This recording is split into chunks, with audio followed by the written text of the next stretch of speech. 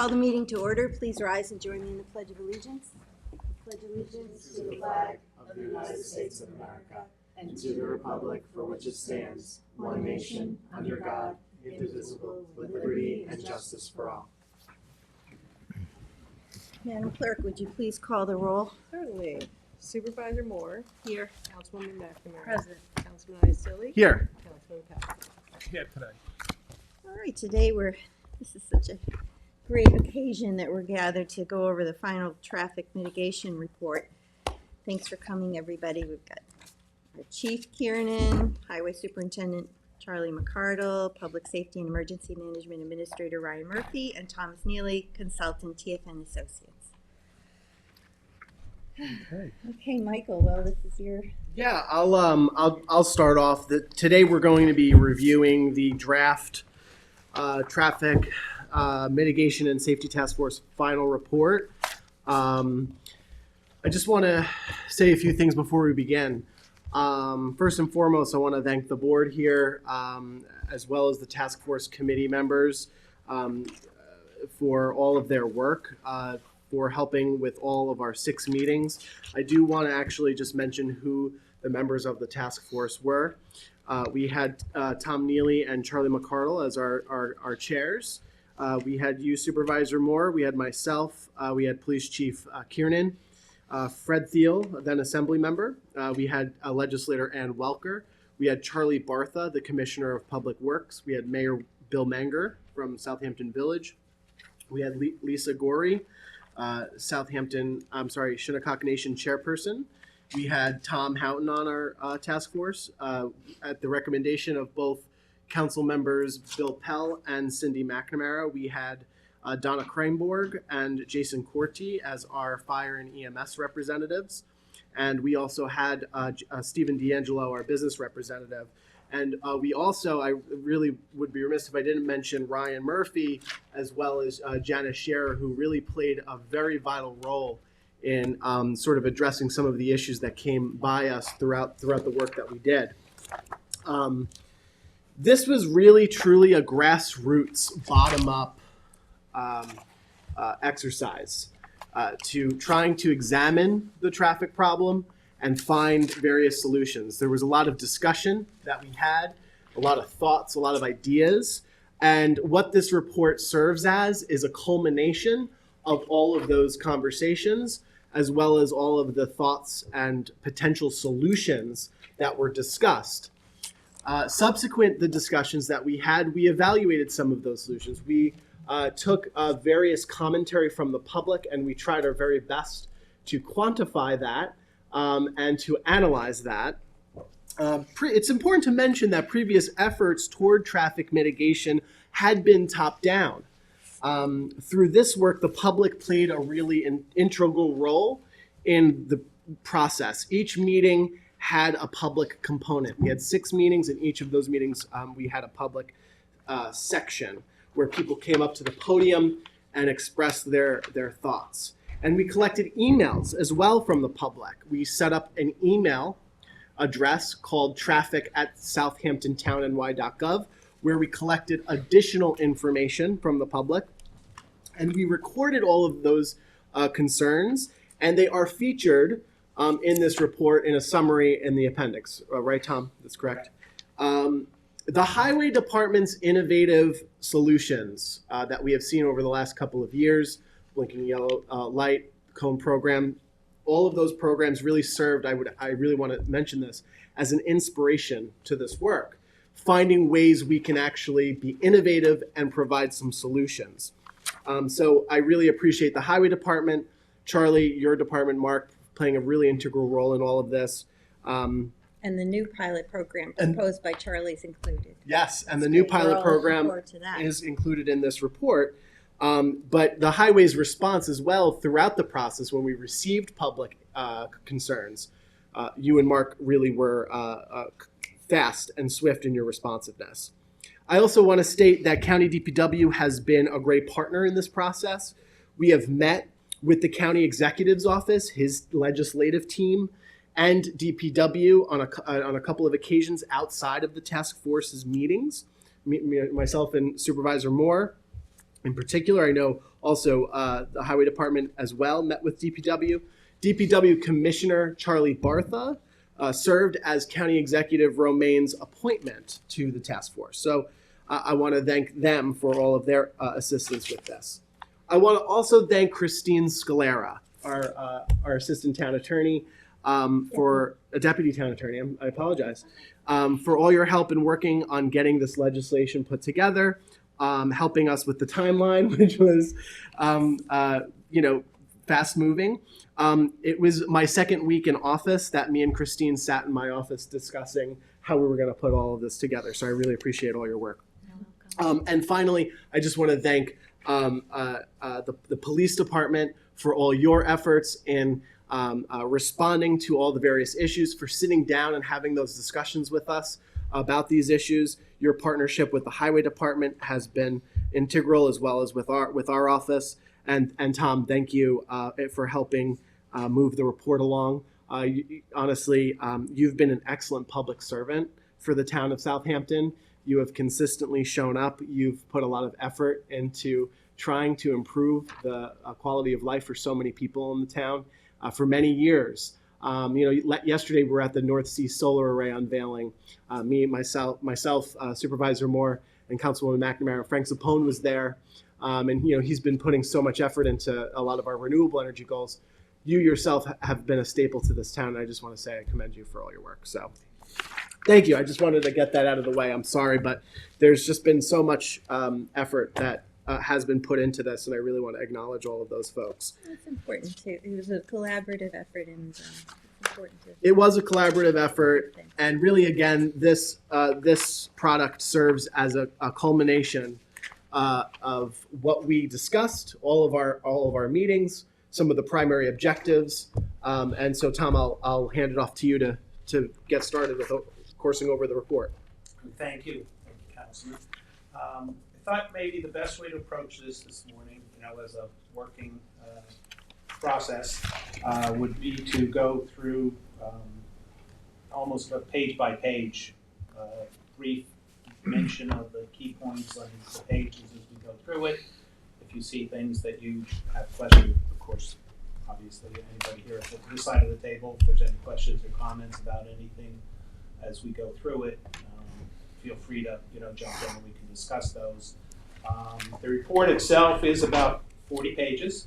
Just so you know, the back half or back 2/3 are a bunch of 50 pages. It kept growing, but I think they once said about great artists knows when to stop. I'm neither great nor an artist, but I think we said it's time to stop.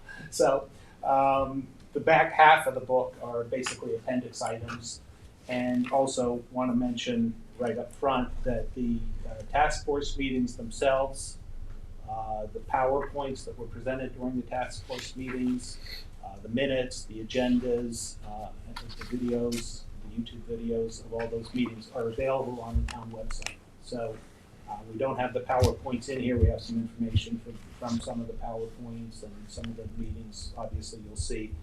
But anyone that wants to see the whole meeting or the whole PowerPoint or whatever should go to the town website for that information.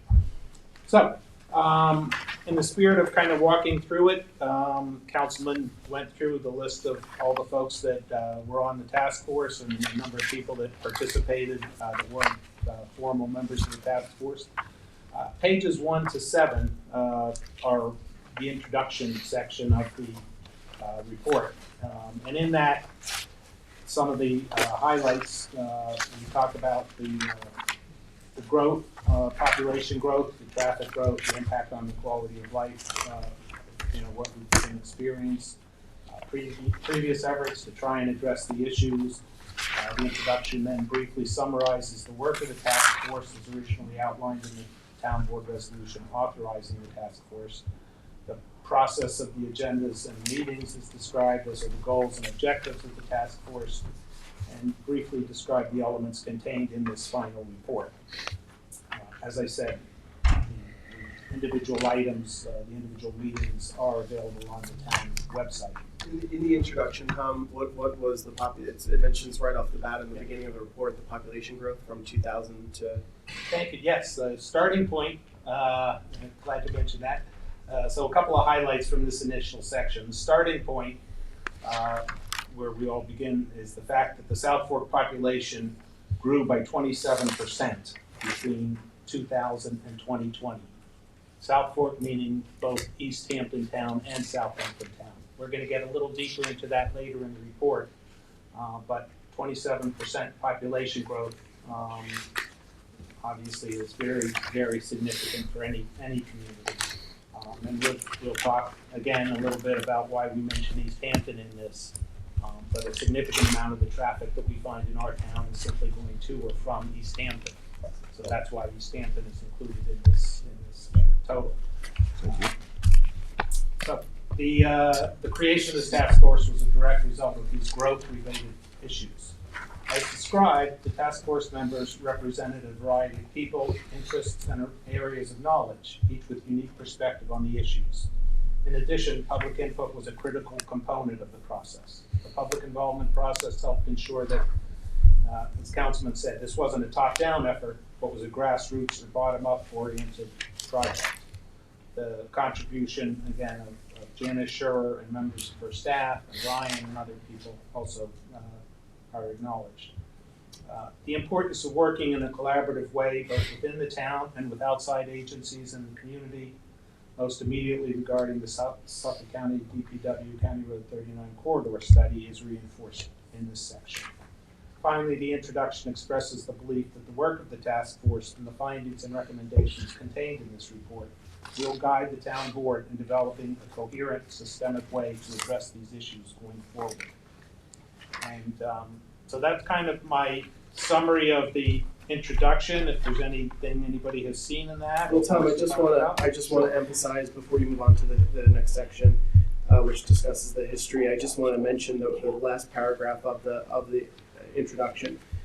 Really kind of serves up the next step, or what is recommended as the next step. Mainly, however, the task force final reporting concludes that a comprehensive traffic and transportation master plan will be a necessary next step to properly evaluate and enact structural remedies to speed and congestion on secondary roads caused by main arterial traffic issues. So that is one of the main findings of this report. It has been mentioned several times when we have embarked on individual traffic remedies that a comprehensive approach is needed. With Councilwoman McNamara has made that statement a couple of times in various efforts that we've tried to embark upon. So what this report does is kind of establish some sort of comprehensive framework that we need to solidify and fill in. So I just want to make mention of that. Thank you. One thing on the growth, we mentioned a 27%. Yeah. So I know that's not just this township, but maybe we should mention how the municipalities, each department, how they grew during that time frame. That's a good Or point. didn't grow. Or even got reduced. Okay. That's a good point. So if you have something, and not to step on Jimmy's toes, but if you have something like the police department that was reduced during this time period or not backfilled, or if you have the highway department that was reduced or any other service that was reduced, I think we should note that, or maybe didn't keep up to speed. No pun intended. And later, we do actually break out Southampton and East Hampton, so we could We put be that more together. a more exact correlation. Okay, we can move on. Okay. Pages 8 and 9 briefly outline some of kind of the key points in history, or in our history on the South Fork.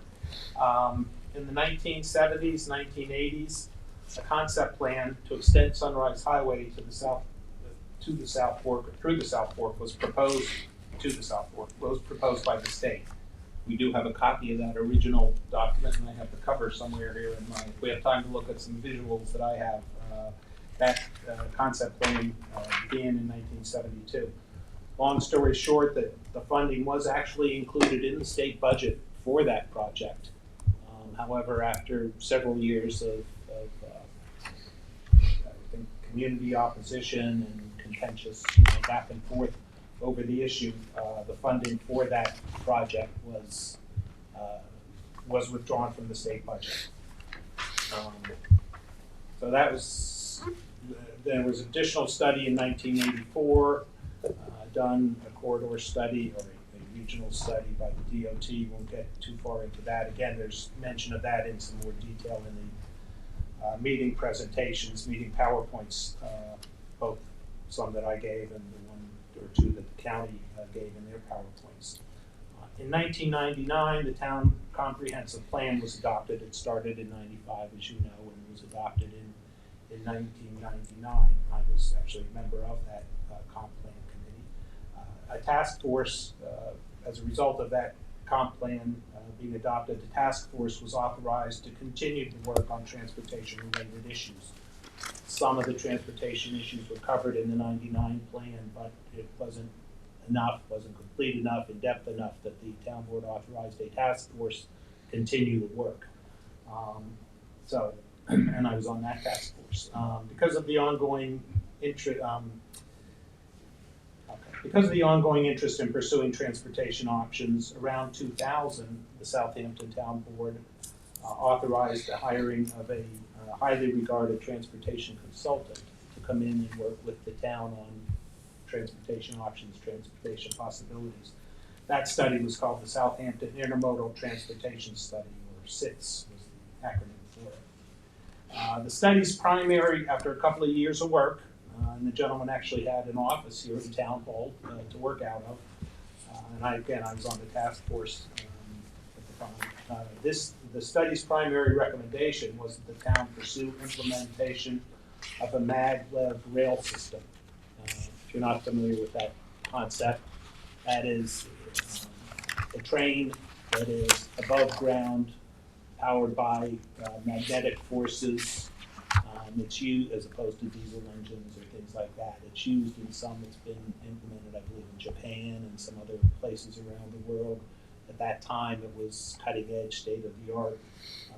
This consultant recommended the town pursue that project, and it was going to be installed over County Road 39. The town board deemed that impractical, being very politically correct there. The town board deemed it impractical, and no further work was authorized by the town board for that consultant to do. And the other study recommendations, some of which had merit, probably looking back, were just not pursued. In 2004, the town board adopted the Transportation Elements Plan, which was the addendum to the comp plan. It provided an assessment of conditions at that time and outlined a number of long-term recommendations.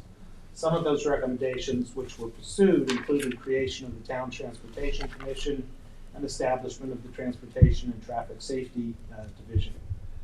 Some recommendations were not pursued, such as exploring the feasibility of a road adjacent to the LIRR tracks or a widening of State Route 27 in the Watermill Bridgehampton corridor. Other recommendations ultimately led to the start of the South Fork Commuter Connection and adoption of the County Road 39 Corridor Plan, the zoning and access management plan, which again we'll talk a little bit more about later. The Transportation Elements Plan also presented initial concepts regarding improvements to County Road 39. These led to the development of a County Road 39 long-term improvement plan by the Town Transportation Commission working with Suffolk County DPW. These long-term County Road 39 improvement plans envisioned a landscaped median, shoulders, jug handle turns, and roundabouts at several locations along County Road 39.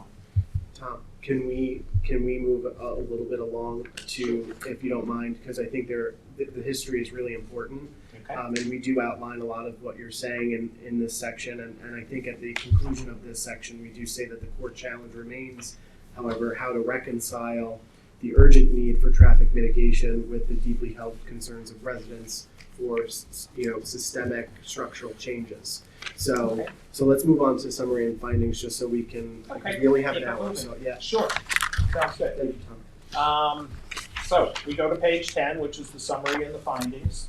The two quotes at the top, congestion and speeding, are two sides of the same coin, and that came from a Federal Highway Administration official that I met with a number of years ago when I was here at the town. in discussing the issues that we faced, and, you know, the implications of that. That was kind of how he summed it all up. The second quote, "The entire roadway network east of Sunrise Highway is insufficient," was made by Bill Hillman, the chief engineer at the time, now retired, but chief engineer at the time, when he made his July 31st presentation to the task force with regard to where they were on their County Road 39 corridor study. And I think that quote really hit home. You know, he's basically saying, you know, we're way over capacity, you know, everywhere east of the canal. So those really help envision, you know, those highlight our problems. Again, during these meetings, we talked about the viewing of our roads as a living, fluid, connected network, even to the point where some roads are identified as arterial roads, and that it's a very dynamic movement of vehicles through all of our road system. GPS has had a major impact on the flow of traffic in the town. I'm sure everyone sitting at this table uses GPS, you know, sometimes, often, all the time to figure out the best way to go. And what that has done is it's upended the way our road system works. You know, what used to be little local streets, or what they call collector roads, you know, have now become main roads due to the congestion at the congestion on the what should be the primary corridors.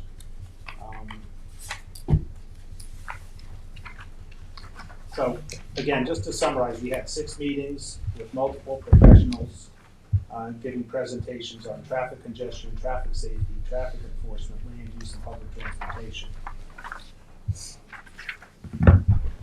Every meeting had 30 to 40 minutes of public comment, and about 65 emails were received via the traffic at Southampton Town.gov email address. Now, on page 12 and 13 is some information I think you would find of interest.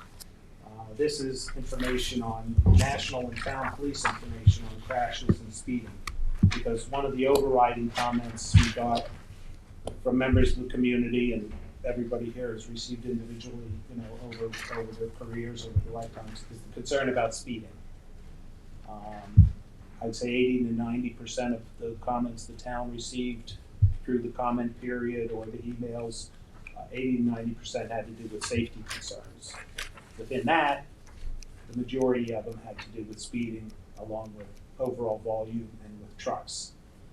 When you look at page 12, you'll see a chart that shows the impact of, no pun intended, shows the result of a pedestrian being hit at 20 miles an hour. They stand a 10% chance of dying, of it being a fatal accident. If the speed is doubled to 40 miles an hour, the chance of that person dying is 8 times greater. So it just shows what speeding can do to a person, to safety. In 2024, the town police responded to 2,376 crashes, 440 resulted in injuries. That's 18% of the accidents resulted in injuries, and 81% of those incurred property damage. Some other research that's in here, national research done at, I believe, 600 different locations across the country, found that 15 to 20% of all motorists travel at 10 miles an hour or more over the posted speed limit, which, based again on, you know, my previous time here at the town working with the police and looking at, you know, a lot of speed monitor data, I think we probably fit right in that same category of 15 to 20% going more than 10 miles an hour over the speed limit. So whether the speed limit's 20, 15 or 20% are going 30. If the speed limit's 40, 15 to 20% are going 50. That's what this study showed. Regardless of what the speed limit says, that's the number that are going 10 miles an hour over the posted speed limit. On page 13, we have a comparison of monthly crash data, again provided by the town police, with monthly traffic volume data taken at the end where Sunrise Highway meets County Road 39 or just west of there, the Conic overpass. There is a state DOT traffic volume counter, counts traffic 24 hours a day, 7 days a week, 365 days a year. So, we use that for a lot of traffic volume data for the town. So you see the comparison of the two charts, and there appears to be some correlation between traffic volume and crashes, but it's not quite that simple. And again, I think that goes back to Councilman's point that one of the things we recommend and would look at as part of a comprehensive traffic safety plan will be to really look carefully at crashes. You can look at them where they occur. You should look at how they occur, why they occur, what the conditions are. Those things all help enlighten the traffic safety plan, which helps enlighten the town on the best way to address those issues. On page 14, we briefly recap some of the locations and traffic safety actions taken by the town, including the installation of sidewalks, speed display monitors, and crosswalks. We also talk about the increased funding for traffic safety-related improvements in 2025 and how those funds may be used. Such as additional police officers. Right. Okay, and what else? We also we procured additional speed monitors. Right, and higher technology speed monitors, I believe, that will again be more interactive in terms of collecting data and transmitting data, so it can be used to target times of aggressive speeding. I wouldn't word the police officer part the way it's worded in here. It says that, that we hired 4 police officers. It really doesn't translate to what actually happened. So I think it'd be more appropriate to say the town board continues to support growth in the police department with some resources expected to be dedicated to traffic enforcement. Okay. And I have seen the The pacer, squad cars out there, and the people do slow down when they see them, and the monitor seems to be having an impact as well. Then pages 16, I don't want to forget, we also at page 14, 15 talk about the need to address collaboration with the emergency services, fire and ambulance in roadway planning and design for crash responses. And again, we'll touch upon that in this next section. Just one thing, I don't mean to interrupt, but Sure. I think we talked about the use of the speed monitors with the cameras, that there might be a possibility, I thought it was going to be researched, that town code violations can be issued instead of DMV violations. For instance, like the no left turn on shrubland. If we had a monitor there that took pictures, would that be efficient evidence to give a town code violation? From my understanding, and I had a conversation with the state on this, that would need, and it's mentioned speed camera technology in general, if you're issuing some sort of citation. I think you might be, for vehicle and traffic law. So just specifically for a violation. so that's vehicle and traffic. Yeah. If we revert to writing a ticket for a town code violation, the state has no issue with it. Right. So that should be researched. I don't know if legislation should be drawn up, but it could be a good opportunity to utilize town code violations by So, yes. evidence of, In general, I support that, and I think we did discuss that, but my conversations with the state and with the town attorney's office was that we would need state enabling legislation for that, but I'm happy to defer to the town Yeah, attorney's there office. are certain things that we could do ordinances for, like you have the ability to do that for like no right turns or no, certain, I believe some of the turn restrictions are Okay. listed as town code violations. yeah, that we can do. We just can't get into like state speed limits and those types of things. And they would be written as a town code violation, not a vehicle and traffic law. Okay, so we could add that in here, Tom, So at we this. can explore that subject a little more. We do talk about the subject of speed cameras We do a little later. later and exploring that further, the issue of The town ordinance, code yeah, you could do violations. Okay. put something in there about that. Okay.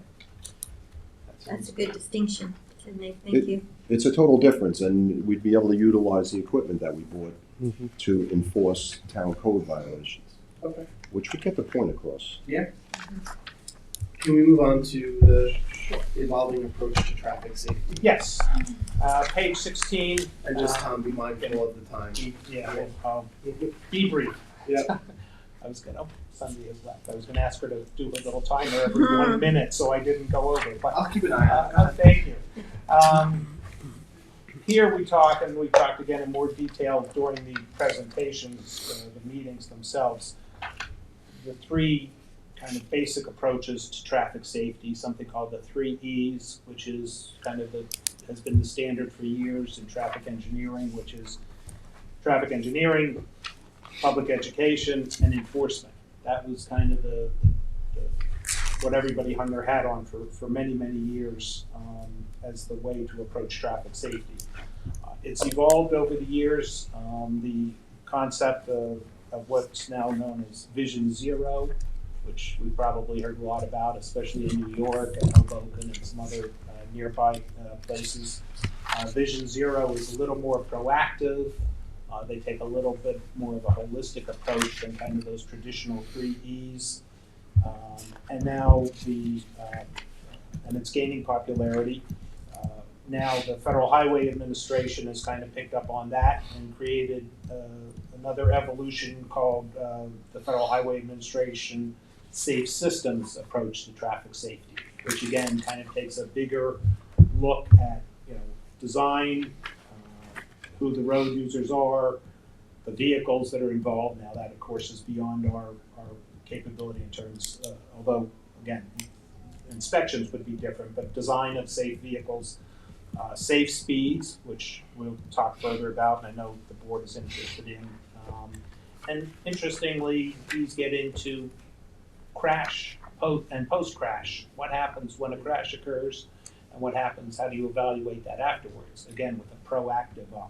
And I would just say that this is to sort of tie the education with the enforcement. The police chief has been integral to that work. We've been working together, Chief, to work on developing a PSA strategy, and we're going to be doing that. So, we've been realizing that our various efforts toward public service announcements, whether they be through social media or other forums, we are going to get the word out through our CTV channels, through social media, to remind people that we have rules of the road to sort of garner that compliance with our local laws. So that this particular section does really talk about how recommending how the town sort of marries enforcement with education. So.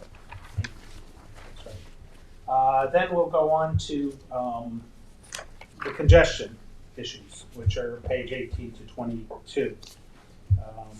As we mentioned, population of both towns grew about 27% in the last 20 years. Population of Southampton town grew by 25%, or 13,820 people since between 2000 and 2020. And this is all U.S. Census data.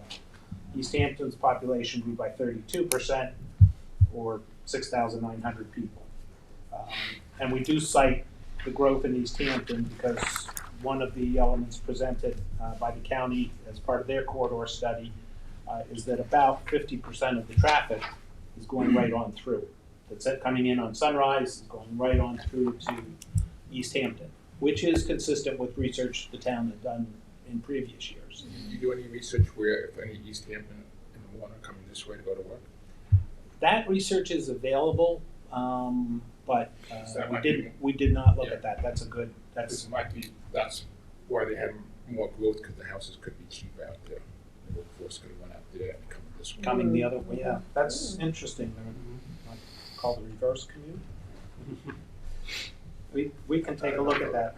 Suffolk County has what they call journey to work data, which is again a byproduct of the census. So we can take a look at that. That's interesting. don't want to spend a lot of time, but 20% of the traffic coming in on 39 is destined for Southampton Village, 10% to North Sea, 7% to Shinnecock Hills, 5% to Tuckahoe. Again, that comes from the county research that they've done. As we talk about in the report, the growth, there's been tremendous growth in population, there's been tremendous growth in commercial and residential development. In the 10-year period, or about 10 years, September 2014 to December 2024, 36 development or redevelopment or change of use applications involving County Road 39, fronting on County Road 39, came before the town planning board. So that's 3.5 applications for some kind of development along 39 that's come before the planning board every year for the last 10 years. The town, with the help of town planning and land management department, we got some information on building permits. And again, you'll see on page 19, building permit applications for residential home additions last year, 269, 280 the year before. New home building permits, 201 last year, 208. So that's, in 2 years, that's 409 new homes being built in the town. New garages. Is that broken up from over the canal, east and west? We don't. We'd have to ask if land management is able to break that out. That's another good question. We can find out if that information is available. If 500 is west, then it's only. Right. That's a good question. I think this is actually a really illuminating fact find here, and that is that there are concerns, generally speaking, of overdevelopment in the town of Southampton, and what we see here is that there does seem to be a relationship between the increase in traffic as well as development patterns, and that I think confirms a lot of community concern that they see a rapid pace happening of commercial and residential development activity, and that has certainly impacted our traffic here in the town of Southampton. Absolutely. And we don't have data for East Hampton, but I think we can assume they're having growth there that's impacting us as well. I also thought on the building permits, one of the interesting statistics I pulled there, and they do have 61 categories of permits, and the number issued under those 61 categories, if you want to look, it's in the appendix. But full house demolitions, there were 132 applications in 2024 for the demolished full house. The neighborhood I live in, south of Sag Harbor Village, within walking distance of my house, 4 homes have either been demolished and totally rebuilt or substantially reconstructed within the past. So you want to look at, Which- there's actually only 70 new homes. Right, which I was just going to say, it's important to take that into consideration because when we talk about overall development, you could have 20, 25, 50%, whatever, out of the total number of new home builds could be on an existing site that's simply replacing a previous home that was on that site. So it's not necessarily the development of a new parcel as much as it could just be the development of a new structure on an existing site. But no doubt that even Not that it doesn't add to traffic. Right. There's still jobs associated with that activity that are going to be coming and going and everything else. Right. But from the development perspective, it might not be a new site development. So That's if you all. Subtract the demolition from the residential new home permits, you could come up with some kind of. you Yeah, assume it's they're probably knocking a not. house down It's to build a probably new not house. spot on. There might be some that are being taken down and not replaced for whatever reason, but there's probably a pretty strong correlation between the two sets of numbers. And I think the houses, again, there may be numbers to substantiate it, but I see it, in my neighborhood, nobody's building smaller houses. Everything is bigger. Could you move on to discussing public transportation and affordable housing, especially Sure. as it pertains to congestion? Okay, And then we can kind of, if you don't mind, we'll go back to this section to talk about. Sure. Okay. Sure. We can talk about traffic volume. Public transportation. page 23. Wanted to talk a little bit about South Fork Commuter Connection, the train and bus service, which you're all familiar with, which started in 2019 and has shown, significant impact. It's taking, hundreds of vehicles off the road every day. As with everything, more when traffic gets busier, more people go to the train. When there's less traffic, people, probably go back to to driving. But there's a chart at the top of page 24 where we took not only South Fork Commuter Connection ticket sales, but all ticket sales on the South Fork. Because one of our theories on this all along is that by adding these trains, you've increased the frequency of service and the more likelihood of people being able to just use the regular train trips to get back and forth. So now you can go out at 8 in the morning and come back at noon. You didn't used to be able to do that, or go out at 10 in the morning and come back at 3. Until these were added, you didn't have the frequency on the South Fork to make those kind of choices. So we took some overall ticket sales and projected that in April of 2019 through March of 2020, we project perhaps 53,000 total local rides on the train. So all these ticket sales are between Spionk and Montauk, nothing going into the city. 4 years later, we believe those projections are up to something like 128,000 total rides on the train. So that, just wanted to point that out. So that's had a good impact, as I think we are all aware. But it's worth noting too. I mean, it's had a good impact potentially for those commuters. It hasn't really made any difference in the congestion of the traffic on the roadways, and it has also had negative impacts on the downtown area of Hampton Bays having no parking, because now their entire downtown area is commuters trying to get to that Hampton Bays train station because it's the only one that meets the time frames that they need to get to and from work. So, I mean, it's had negative impacts too. It's not all positive, because, I mean, we're looking at now, like, their senior center has no parking because there's people parking in that lot to go to the train station. So without adding parking for this, it can expand. And it's also limited because I've heard from multiple people that if you get back, if you can leave from one area but you can't get back there because the times don't work out. And there's also, people that have issues with, we live in a car dependent society. So, if the kid gets sick from school, you can't get a train back.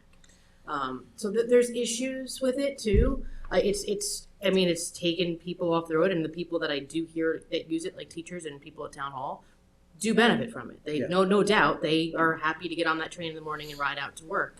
But we are going to have to start looking at, as the ridership increases, the impacts to the areas that ridership is coming from. And I think you bring up some very good points. This doesn't work for everybody.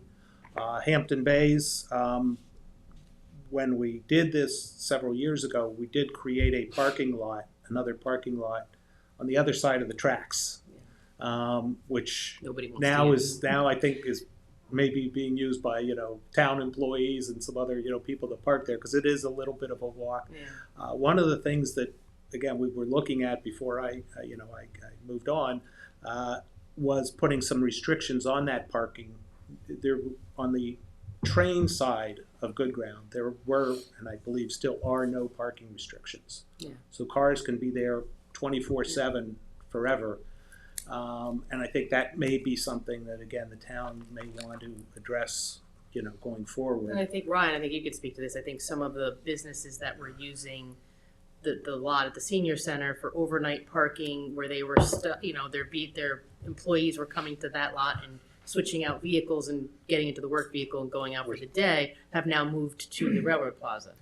Yeah, well, we're still working on that in the lot at the senior center too. We have to get the parking restrictions. We had worked on it with the lot owner and adjoining property owner, and we have to get the restrictions put into place on that side too. But yeah, there's a lot of business use within the senior center lot, and a lot of I would describe it as fleet vehicle storage in some cases, where 2 or 3 employees come in, get into one work van in the morning, so you're left behind with, potentially a couple of different cars, and then the work van is, stored there overnight, which is also similar to, the description of potential activity on good ground too, with some of those parking spaces. So I think it's a good point to mention the parking, but I think it's also critically important to emphasize that what this shows is that there has been an increase in ridership. It does take cars off the road. You even admitted that. I mean, whether or not there are some other issues that come with that, I think we can certainly look at that and comment on it. But I think just in terms of one area, which, by the way, many of our local leaders have advocated for additional train service, and we're going to continue. It's part of the recommendations here is to continue advocating for additional service. It's just one out of many recommendations. Right. This Right. isn't the only one. In fact, it goes on to talk about working with the county to expand the on-demand bus. Right. So do you want to just Right. talk about that? Right, but in Right. addition, as a result of the advocacy from the town, that the MTA put in a budget line, right? Yeah. To put in new Yes. sidings Yes, and more that- trains, so yes. that'll help alleviate There the is- issues with the parking in Hampton Bays, because then people in Spionk would be able to get back and forth in West Hampton. Right, improvements to get some of those trains don't connect back, and we could talk. You might want to look at the Bridgehampton parking model for Hampton Bays. So there's a lot we could talk about with that, and even the with Vol. public safety going into the new building, in Hampton Bays, that'll alleviate the parking of your employees at the train, because this building has its own parking lot. yeah, well, we've moved, with the exception of like 2 or 3 vehicles from animal control. Everything else is already moved over by the Verizon building from our staff. It's a lot. There's at least a dozen or more long-term overnight storage vehicles from surrounding businesses. We also have somebody that likes to drop off their Maserati on a regular basis and park it right in one of our front stalls with a cover over the windshield and stuff. So it's Well, we should do some. I think some of it's like weekend visitors, seasonal people. A good portion of it is businesses that are using the lot. So, but we've got a plan. It's just a matter of me coordinating, getting the signs made for it and installed, and I'm working with Highway to accomplish that. We got approval from the property owner for the complex too on the design that we're looking on. Oh, good, thank you. Okay, and so let me move on to discuss briefly the on-demand bus service, and I think this is a good conversation. Maybe we can have additional conversations about that parking situation at another time. Be glad to help on that. The county in 2023 initiated, they reimagined, they called it, their entire transit system for Suffolk County. One of the efforts that's gone forward is the Institute. They started a on-demand bus service between Sag Harbor and Southampton, primarily along the Noyak corridor. It doesn't include Bridgehampton. But it has been deemed a success. When it started as a pilot, a test, it carried 4,500 people. By 2023, according to a release from County Supervisor Romain's office, by 2023, there were 13,700 customers using this service. So it seems to be a success. It's kind of a hybrid or a variation on a private Uber or Lyft service, in that you call and you have a vehicle come and get you and take you where you need to go between Sag Harbor and Southampton Village. It's a bus. But it's a bus, right? Yeah. Correct. And yes, Don't mean to interrupt you, but can we jump to Charlie's new plan? Yeah, we will, but I think it's important just to mention that we can do that, but this talks about where to expand the on-demand program, Okay. where we can work with the county, and the western end of town in particular has long been deemed a transit desert, right. and expanding on demand. Do you want to just quickly just talk about We where? believe that, and the town has advocated for something along Montauk Highway between Spionk and Hampton Bays for a long time, and that's never been implemented by Suffolk County Transit. We tried during their reimagining of the system, but we do believe that that or variation similar to the on-demand service between Spionk and Hampton Bays would be a much-needed improvement for the residents on the western side of the town. And one of the recommendations is that we advocate for that. I'll skip over the affordable housing, because you know all the reasons for affordable housing, except for the one point that when you can locate it near transit, you're getting a win-win situation. And the Spionk Commons that the town facilitated right by the Spionk train station is the shining example of where you're able to combine two needs into one. Yeah, I think it was important that this report captured affordable housing as an issue, as, you know, if we have more housing available for workforce, that could reduce the issues pertaining to traffic congestion. And it does also emphasize and recommend that any comprehensive plan update, because I know this board is looking at that, take a look at transit-oriented development. It is in the comprehensive plan, but this does lay out a couple of additional recommendations that I encourage my fellow colleagues to take a look at. But Michael, do you have data on how many people in that affordable housing were actually town residents? Or did it actually bring in more people from outside? I believe the data has stated that most of them are local. Most of them. Most of them, yes. So affordable housing isn't just for residents. Well, the whole point is of trying to create housing for people, workers, right? To be able Well, to you're afford to talking live about here. workforce housing or affordable housing? Well, I think, you know, we're playing with semantics if we're going to argue whether it's affordable housing or workforce housing. I think we're really aiming at how to find housing for workers. That's really the main goal here. Well, affordable housing you have to qualify for. You don't have to be a resident. And workforce housing is some sort of town code that you have to be working in the town. Is that correct? Not necessarily, no. I don't think so. So who qualifies for workforce housing? This is for a larger conversation about housing policy. The only program that's tied to working in the town is the Accessory apartments. No. No, wasn't it the down payment assistance All right, we program? can move on. I didn't mean to Yeah, interrupt. there's fair housing laws that prohibit, you know, trying to identify people who live locally.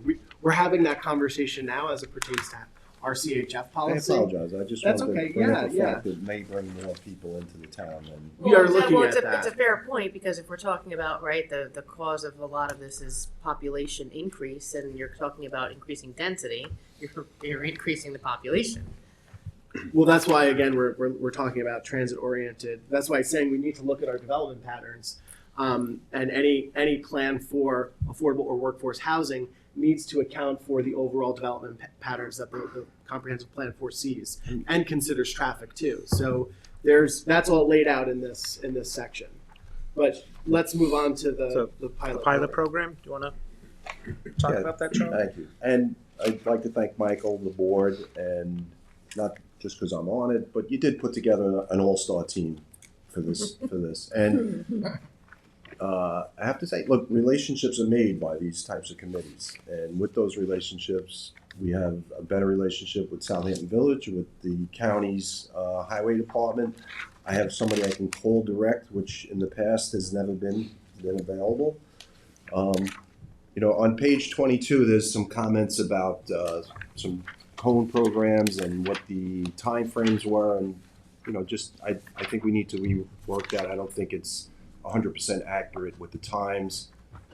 Some of these things were done by the county. Some of them were done. I'm not sure when, because it states about spring of '24. I don't think we had cones except on Canoe Place.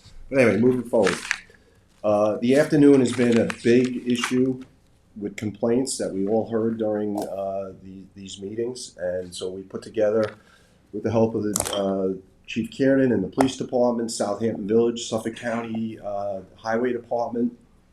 Suffolk County is issuing the permits, and we're going to do a major project on April 21st, which will go Monday through Friday through May 2nd, I believe. That Friday is the end, where, and it's a huge undertaking.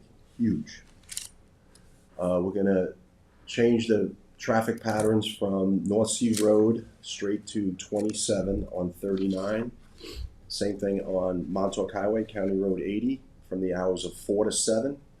I believe 10 to close to 10 police officers are going to be involved. 3 from Southampton Village makes it 13. Our highway department and Suffolk County Highway Department will block lanes, blink lights, and the goal is to see if we can get the afternoon traffic to stay on 39 and head out of town. I have to thank my department. We building signs, we rented digital signs. It is a major, major undertaking. But it's something that this task force, I think, was put together to do, and that's our plan. Is that a 2-week pilot? It's a 2-week pilot, and I'm grateful for that. We did a 1-week pilot a couple of years ago. I don't think 1 week is enough time for people to learn. It's going to take them a few days to. Agreed. Look, some people will be angry, but I think overall, I'm confident this is going to work. One of the big questions I keep getting is the Tuckahoe Road light going to blink or is it going to be regular? And I'm glad you brought that up because in here it has it as regular. I have the permit to blink it, and I think we were going to evaluate it as we go. Okay, because there's some people that are concerned about having to go then all the way to Hill Station Well, to come back. right. I wouldn't suggest if you wanted to go east to take St. Andrews because the turn would be horrible. But if you're on Tuckahoe, you can make a right to go east on Yeah, I think it's 39. the people that have to go between Tuckahoe and Hill Station. Yeah. The whole neighborhood back in Greenfield has to go all the way to Hill Station and then come back. Where are they leaving from? Some of them are coming from east, some of them are coming from the village. Yeah, so you can always make a right turn to go east, or if you're on the. But if they jump on at North Sea Road, right, they can hit the express lane and can they make a left Of onto the course. express lane? You can make a left. All right. The only spot you can't make a left is McGee Street and Tuckahoe. So their better bet then is just to come out of the village and go right up 39. So I just want to say it in the report. It does mention, Charlie, the time savings of your programs that have been studied by some of our consultants. GPS data assessment. I know that what we would need to do is we would need something much more concrete. I know we're also awaiting some additional analysis from the engineering. So just I don't mean to cut you off, but this was something that the supervisor had asked me about. We spent a lot of money on the study last time and the evaluation of it, and we're still waiting. It's on mentioned. I just want to say that's Okay. all mentioned in a very comprehensive, But what transparent we're way. doing this time is a live survey. Right. We're going to use a QR code, use both, a QR code, which will be handed out to everybody. We're going to advertise twice in the paper about this program. Everyone will have that, and we'll have live data that we can have evaluated as we go. Anything that is going to be done to target the drivers is there going to be something on the signs, the electronic signs? Well, they're not going to be able to go by and screen the signs. Well, of course, so if but they is there buy the gonna be- newspaper, it'll be on that. Okay. We're going to run advertisement. The schools are going to get it. The hospital's going to get it. All of that will be emailed to them, so anybody driving will have an opportunity to chime in on the survey. Yeah, and It's never been done before, and Yep. it'll be instant. And we'll have and just if you don't mind, Groundbreaking. we'll Yeah. have we have that outlined here that there is a survey associated with we this. should do it with the Western paper too, Oh yeah. not just our local. Well, because Michael's very happy, sitting back smiling when he's in the paper. And you put it on 27 East and still get the QR code, right? Yeah. Yeah. So Tom, can we go over some of the long term ones if you don't mind, kind of going through it in a best as you can, swift, Right. but Thank Real- you for those innovative ideas and good luck. I'm looking forward to it. because I know we want to spend a few minutes going through the recommendations. So just real quickly, go through some of the, again, ideas that were considered, developed to various levels, and then never pursued. The first one on page 30 is the Tuckahoe Road proposal, which originated with Shinnecock Golf Course. They were going to, with the town's agreement, build a road between Shinnecock Golf Course and Southampton Golf Course, which is recommended in the town comp plan, close the portion of Tuckahoe Road that goes through the golf course. there were 2 or 3 different variations on this developed, but the goal, well, one of the benefits is that there would be a way to go north and south on St. Andrews without crossing 39. We also were looking into ideas that would basically create more of an interchange where Tuckahoe Road crosses 39 as opposed to the traditional traffic signal. This is an idea that goes back a few years, and I should mention the golf course had offered to pay for all of these improvements at the time. So that's just an idea I think should maybe get moved. Worth mentioning too that the public was adamantly opposed to this, and they're ultimately the ones that killed this idea. Well, emergency services supported it. I'm talking about the residents Several, of the I was town here, of Southampton. there wasn't actually a public hearing over it. There was a work session in which the supervisor allowed members of the public to speak. I was there, 4 or 5 people did object. But again, that would be part of any process going Yeah, forward. and it's totally acknowledged in this report that there has been public opposition to these long-term solutions. Right. So anyway, that's something hopefully maybe to consider in the future. Do you know how long this paper road goes? Because it's supposed to be a paper. Well, if you look, and again, there were 2 or 3 iterations on this, paper but road goes even west. it right goes along. up to, what's that, Sabonic? No, up I mean, it goes that- right along. There's supposed to be a paper road that goes right along. Oh, right along parallel there? Yeah. I I was involved in that many years ago, that this continues farther Exactly. west. Yeah, it could go really west. That was another one, became a point of great, Yeah. If they're going to build debate. if they're going to build a hospital there, then they should take advantage of this I'm paper glad, road. I'm glad you did mention that, because one of the ideas was to move that intersection a little farther west and create an interchange there. One of the reasons it was put on hold is, or the primary reason I should say, is that the hospital was, talking about moving to the college. This was 2016 or 2017, so it was decided to put that on hold. It's 8 years later. They're still talking about it. Still talking. They need to raise the money. Right. So maybe those conversations could be resumed, and public input obviously would be part of any decision.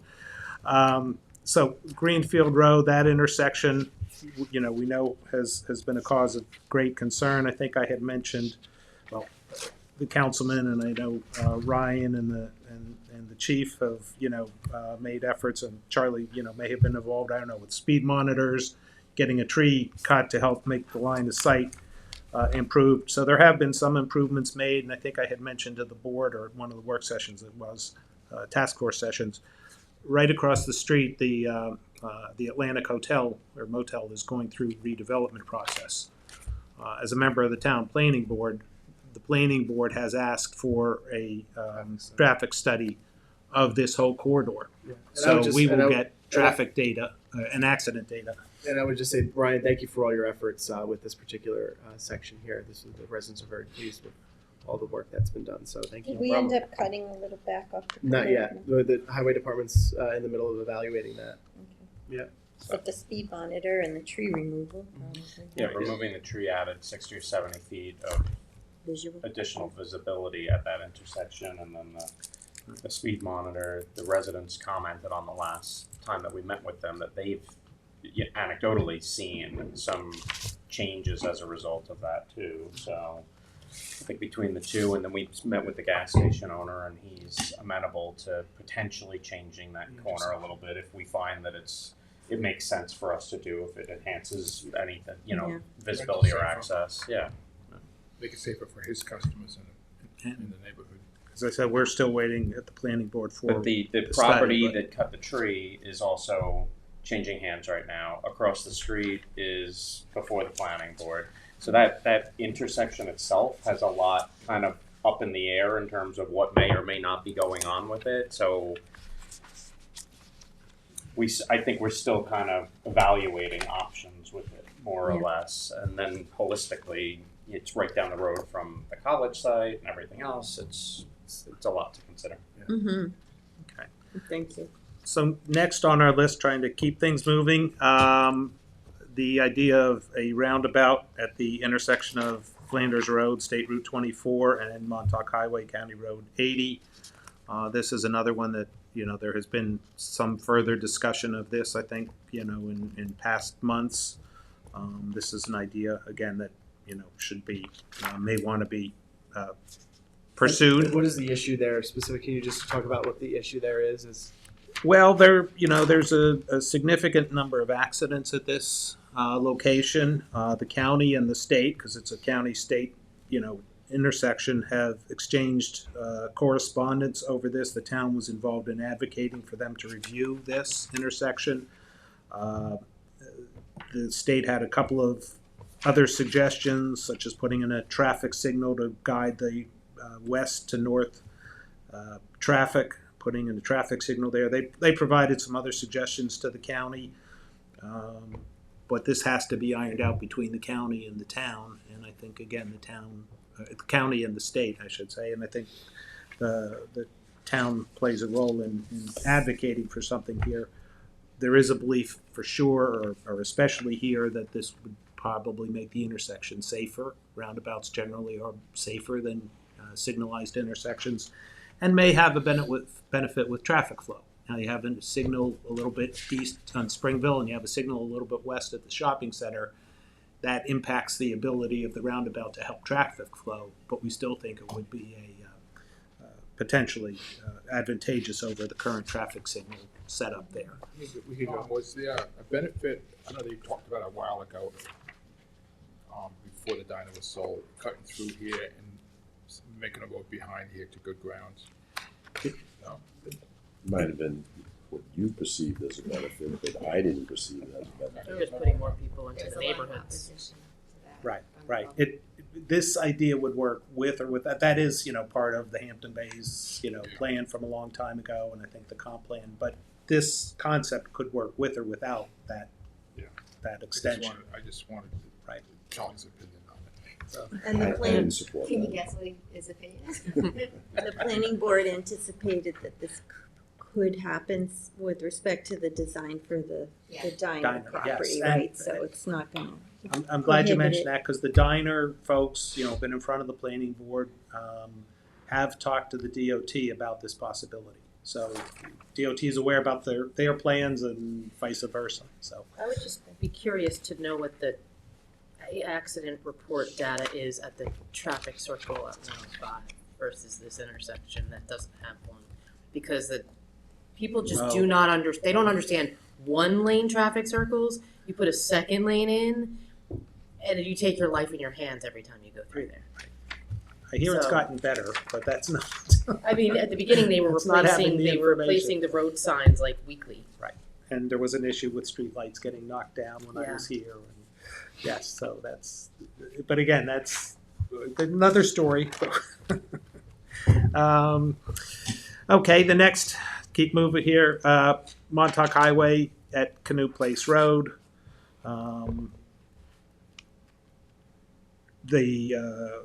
There was discussion of having this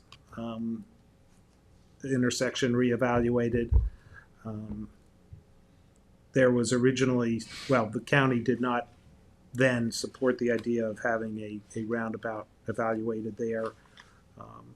I believe there was I'm sorry, I'm getting mixed up with North Road.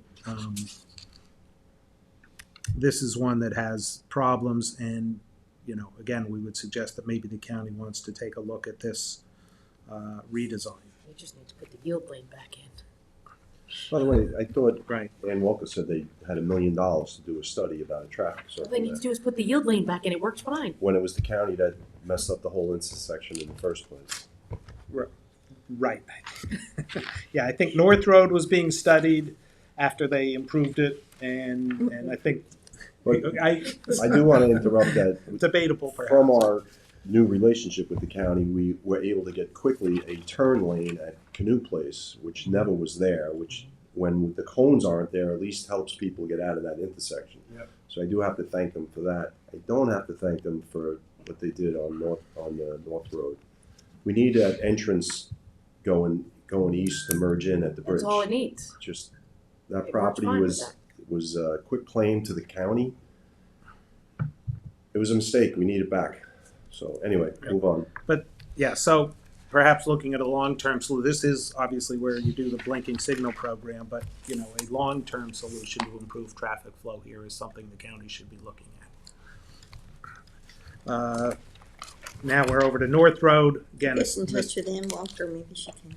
So it's like She's to got that the to money. that point, the blinking light program works, and it's finding out how to make that work without the people involved. Yes. In the interest of time, we'll go quickly here. North Road, again, this is the one we just talked about.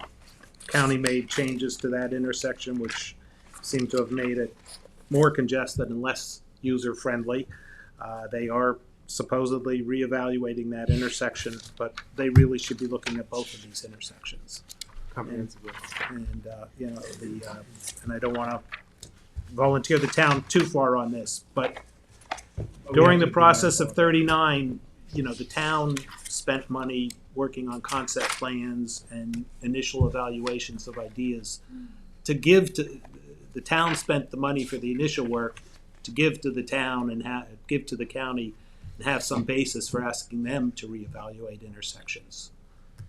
That may be something if the town can't get, you know, the county to take the lead on it, for the town to possibly take some initial concept design work and then use that to go to the county. Next is the two considered roundabouts in Watermill, one at Little Cobb Road and Scuttle Hole Road. We have, you know, you can see the concept designs that the state developed. We've had, you know, some meetings, I know, discussions of it with the CAC and, you know, at our task force. My understanding, I think, is the state wanted a resolution from the town board asking them to look at this further. And It's that's where recommended we that are we right do now. due to the consistent concerns that come to us on, and I know Charlie can attest to this, the congestion on Montauk Highway, especially the seasonal congestion. Right. And, you know, with this idea, if it was implemented, would probably, the hope is it would allow for the elimination of that traffic signal in Watermill. Just my fear with this would be it making Little Cobb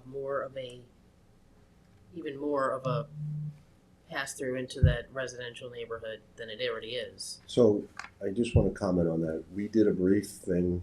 We were doing work on Old Mill, so Old Mill was closed, and during that opportunity, we did a merge there, which basically was the traffic circle. And the people from the neighborhood of Watermill, Old Cobb Road, and in the back there praised us for it because Cobb Road was not backed up. So I'm in favor of the traffic circles on both ends of Watermill. But I think with that, I think Old Mill needs to be shut down. So Old Mill would only be a right turn. Yeah. It would only be a west turn, and they'd have to go just a few feet west to get into the traffic circle to travel east. And it would be the same thing on any turns going west, you have to go right. Any turns going east, you'd have to, and then you'd hit the traffic circle and come back. That Old Mill intersection is a nightmare. And we closed it for the project while we were doing drains, and it really worked. Mhm. And when you're on Montauk Highway and you're looking by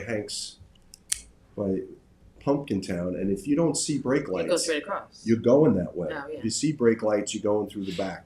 And that traffic circle, or that pattern that we did, there was no backup. We actually had to slow people down. And by the way, if you go the speed limit, Did you it take stay. the people off of Little Cobb? Excuse me? Did it take did It they merged stay them. on? You could get on Little Cobb and Montauk Highway, and you just merged later by the Nun's place there, and it worked. It really worked. So yes, Charlie's point is right. As they're getting to the end of 39, they look Everyone's at the edge left of to their seat Montauk looking. Highway, and if they don't see the cars backed up, they stay on Montauk Highway. If they see the cars backed up, they go Go down straight across. and take the back they way. race down you know. Flying Point, they Yeah. race down Cobb Road, and then they come out. And, They and also I go through the village to get to the car.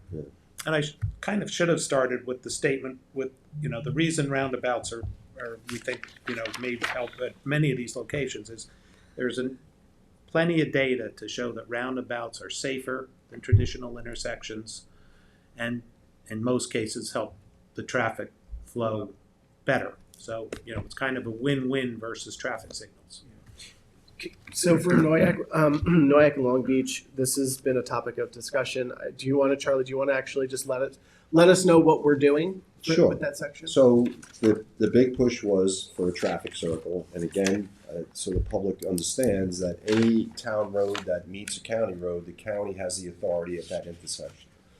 The county, I'm not sure, is interested in making it a traffic circle, doesn't have the funds or what the issue is, but we're stuck with it currently not to be a traffic circle. And by the way, if you look at It doesn't look like it would be an expensive traffic circle to me. if you look at it, there's, and Tom could speak on it, there was a couple issues with it, but it almost looks from GPS that it is a traffic circle. But anyway, moving forward, we've come up with an idea to put a stop sign traveling west on Nyack Road, just at the intersection of Long Beach. It should make sure that the people going east can all make their left to go to the beach, and the people that are coming west will have to just wait till it's clear, instead of that confusion on who goes. You put triangle in? Yeah, there'll be a cement stamped triangle just to identify exactly where the stop sign is. And I mentioned to the Civic Association there in Nyack that, look, we're going to give it a shot. If it doesn't work. If it doesn't work, I'm not opposed to taking it down. We've caught a few people that made complaints, but again, they were confused and didn't really know what we were doing. So it's going in, I think, this week. Yeah. So we'll get the feedback. And Charlie, this is part of a longer strategy to address some of the issues on Nyack Road. Well, we're redoing Serene Green, that intersection of Stony Hill and Nyack. We're making that a T. Well, you come to a full stop instead of racing around the corner. And then again, Make mention of that. and then another stop at Long Beach. So again, I'm not opposed to giving it a try. Yeah, no, thank you for your work on that. And I just these potential solutions. I just want to just note that, as you can see, again, driven by where we got a lot of our concerns from: Watermill, Hampton Bays, Nyack. So just want to, and Flanders too. But you can see, as per some of where we received our comments from and our roads of note where they're populated. We tried to augment these major infrastructure changes with where we were getting comments from. Tom, if you don't mind, I just want to take over just for a second, Sure. and you can kind of go over the roads of note just to kind of speed through this next section. I wanted to spend time talking about, just from a planning perspective, County Road 39. We had Janice come in, and she reviewed the corridor plan from 2015, and one of the outstanding things was that it was noted, it explicitly emphasized the necessity of strategically reducing curb cuts and ensuring cross access. And one of the conclusions from evaluating the plan was that we still have work to do in terms of satisfying the 2015 plan.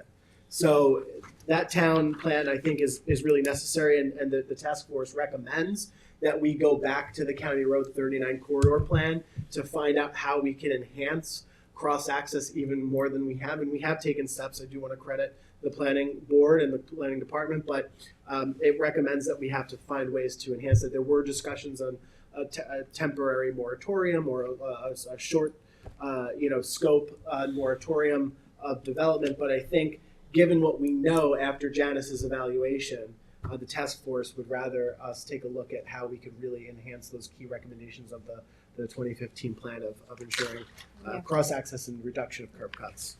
Yeah. Okay, go ahead. You can go on to the roads of note. I'm just going to mention, because you were on traffic circles real quick, which I support wholeheartedly. I just want you to know it's not a magic wand. And Right. during the worst traffic times, it doesn't really help at all without some kind of intervention. Yep. So although you might not have to have a police officer there, be like a traffic control device, you will need a TCO there, because one direction or the other will take over the circle and stop everything. So you still, during those heightened traffic times, will need some kind of probably a traffic control officer to monitor that, to ride the circle Monitor the and traffic pattern. let people in. Sure. So it police doesn't department. alleviate. You It's see not that in Riverside. It backs all the way Exactly. down 105. And that is, that's a good point, because that's one of the engineering considerations when they look at these and whether they're feasible or not, is the balance of traffic. They're And the number of legs and they all operate that. the best at the traffic buildup and the wind down. So when it's building up and winding down, the flow is gonna be very excellent. And Chief, I just want to that point, these long-term recommendations that are noted here with respect to the traffic circles and, Charlie's plans, I'd want to mention that any process that we embark on where we ask the state to DOT and the engineers to further evaluate would require collaboration with your office, with Highway, with the town in general, and also there's a whole public process component to all of that where they have to meet with the various communities and talk about what they're planning, and that requires us to sort of have feedback into the direction in which they're taking it. Yeah. So absolutely, there's that public component there that will no doubt trigger intermunicipal cooperation and collaboration.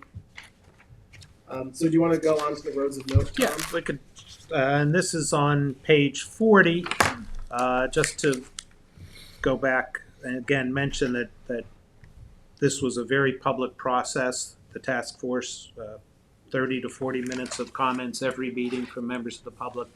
The email that people could send to the email address. We received about 65 emails. I may have mentioned 100. that. About 100. Well, and 65 was- we recorded? was it 100? Was I it thought it was a total 100, of 100? maybe. I was maybe combining my emails and my Oh, public maybe also the comments. Public comments, yeah.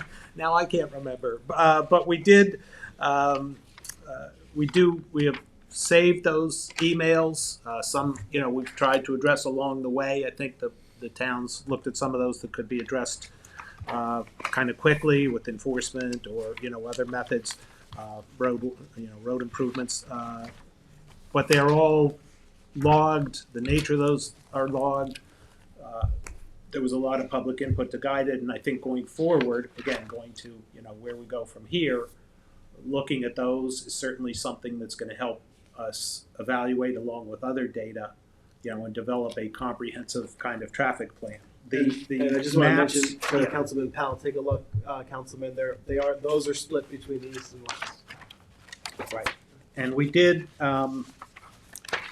what we did, we took what we're calling the roads of note that we, got comments from people about, email or in person, and combined that with the list of truck restricted roads in the town. So there are about 30 something roads that currently have truck restrictions on them in the town. So since that list, those regulations were enacted, by prior town boards, essentially based on public comments at the time, and I helped, write a lot of that legislation. We thought that the roads of note and the no truck roads should be overlaid because the concerns are very similar on both. So what you see on these two maps are a combination of the ones we had communications with about recently, as well as the ones that have been no truck roads for a while. And I think this list will continue to evolve. And one of the things that I think is really important about this charting out of what we're seeing on our side streets and our neighborhood roads, not only does it provide the police department with some nice facts on what's going on the ground to help enhance enforcement, but I would also say if our duty after this report is to do some sort of townwide traffic master plan, we've done a great deal of the work that any engineering firm would actually do. So in terms of doing work in-house, we've accomplished at least 50% of the work in-house because we've started collecting real information from people based on that. We've also embarked, and pertaining to some of those comments, Charlie, we did some site visits with Chief. Tom, we've done some site visits as they came to us throughout the task force with Tom. So a lot of that is what you see here, and it's that initial data collection that will be really critical for any engineering firm to evaluate some of what's going on the secondary streets. So I think it's a really great effort there, and I think it illuminates some of what is happening. And I think one of my observations is that it seems as if some of those streets are coming off of where they're highlighted, are coming off of our main thoroughfares, which does show the relationship between some of the main roads and the issues on some of our main roads and how it's bleeding into our secondary neighborhood streets. But Right. So and the complete list this Excel spreadsheet is in your appendix if you want to look at all the email comments and their summaries that we received. And that leads into 44 and 45, traffic management technology, and the graphic, the visual there, I think the highway department may be prepared is. We thank Mark for all of his work. These are some of the newer locations where speed display units have been put up. Right. Again, I think it's certainly those locations or roads are certainly located to the feedback, that we got during the process. So, I don't know if we want to talk a little bit about the technology. I'll just kind of briefly say, we've talked about, the deployment of speed display units and additional funding coming forward. We've worked with the town has worked with the county and the state to ensure the traffic signals in the town are operating properly. That's an ongoing thing. And for years, it's been the understanding that the east and west signals would be maximized. I'm sure you know at this point that the town doesn't actually control any signals in the town. They're all state or county signals. So the town advocates with them and works with them on operational issues. And it's been brought up that we should revisit the patterns of the changing of the lights. Right. Well, Well, to make sure that we are optimizing. Right. Optimizing, there is new technology. I don't believe either the county or the town, state have, are using it, but there's new technology for traffic signals that literally are car counters to see how many cars are in the queue before they change, as opposed to some of the, current systems of when you drive over the sensor and the meter starts running to change to let you go. I think the town should be advocating, with the state and the county on looking at newer technology like that. Also, just mention at the invitation of Chief Kiernan, 2 technology consulting firms gave us a presentation on speeding and the potential for speed camera enforcement. The Federal Highway Administration has stated that speed safety cameras may be an effective safety tool when used as part of a comprehensive speed management program to target speeding-related safety issues. And the further evaluation of this idea is one of the things we recommend.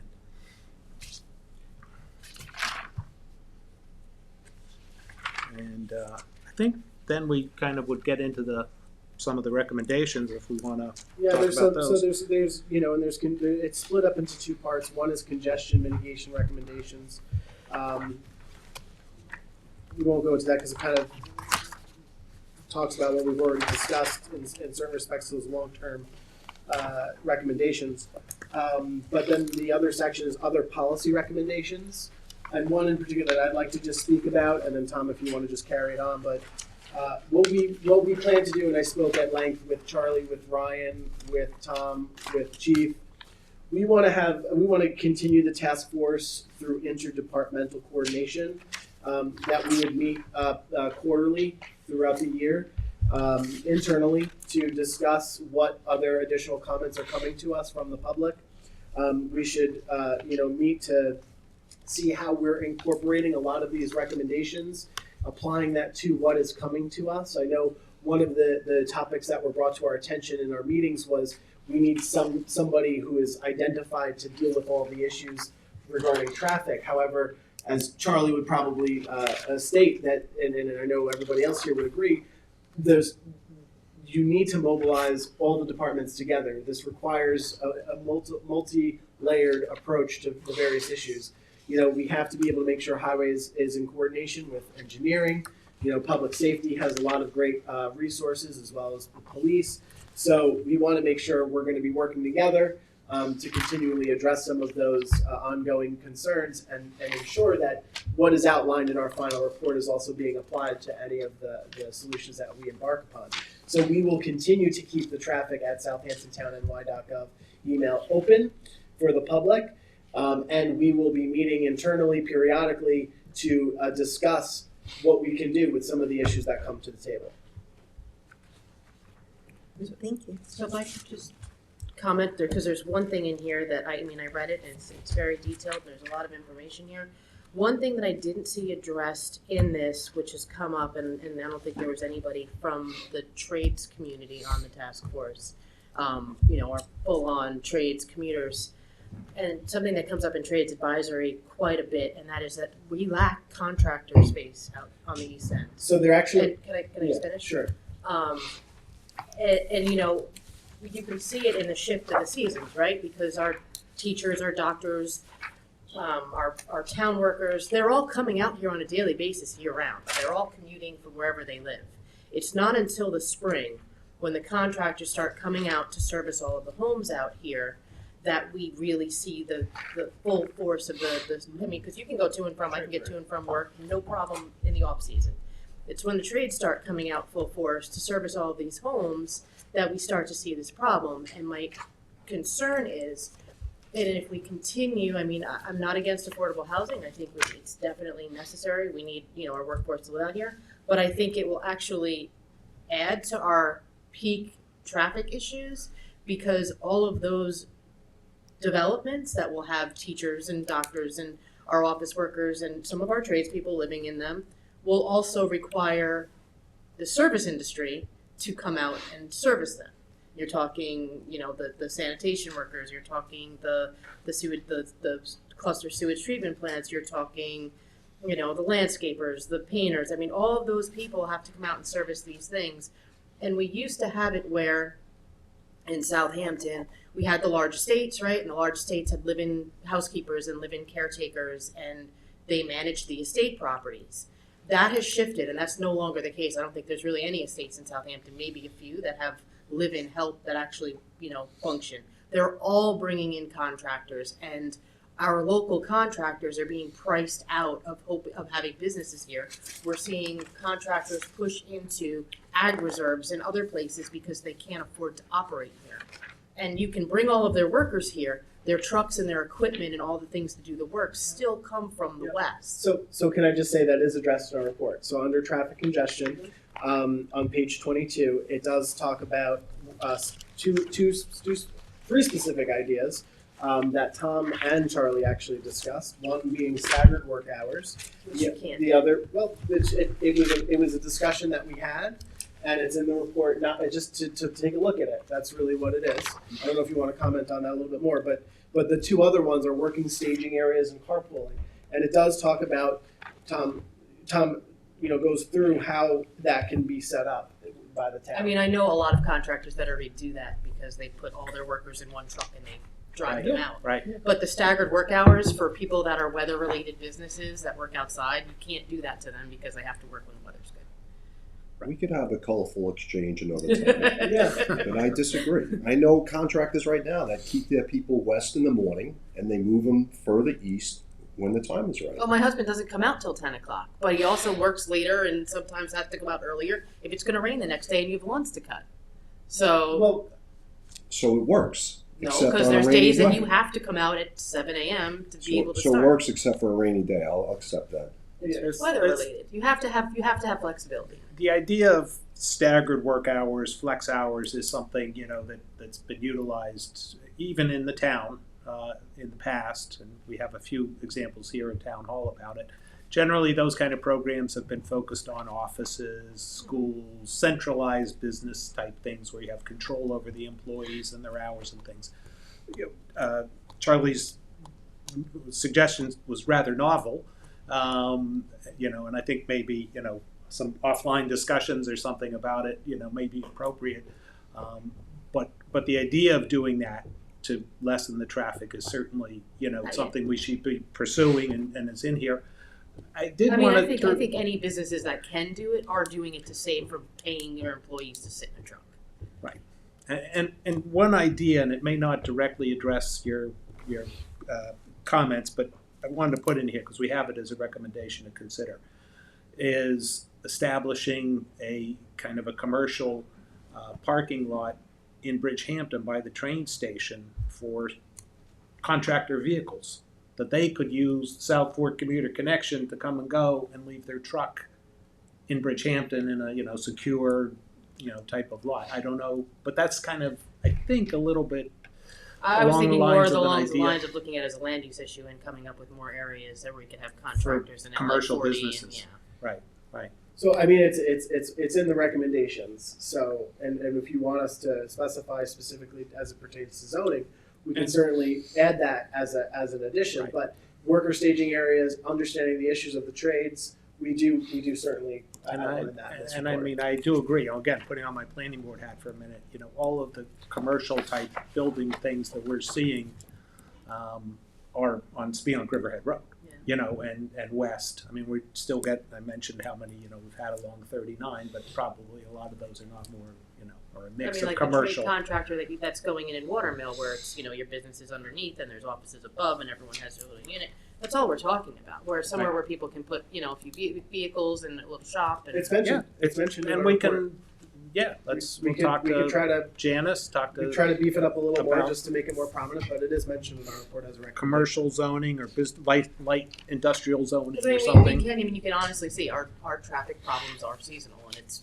due to workers. Oh yeah, seasonality for sure. So light industrial zoning east of Canal. I think that's where we're going with that. So Tom, do we want to just quickly the other policy recommendations really quick, and then we'll Yeah, let's just, you know, run through it real fast. Again, we, you know, would recommend pursuing. Thank you all for staying. Yeah, Pursuing the. You didn't tell me that leaving was an option. I have planning board training at noon, so I gotta get out of here. You know, further evaluating or pursuing the effort to, you know, explore the idea of testing speed cameras is a recommendation. Continue to work with Suffolk County and the DOT on traffic safety concerns.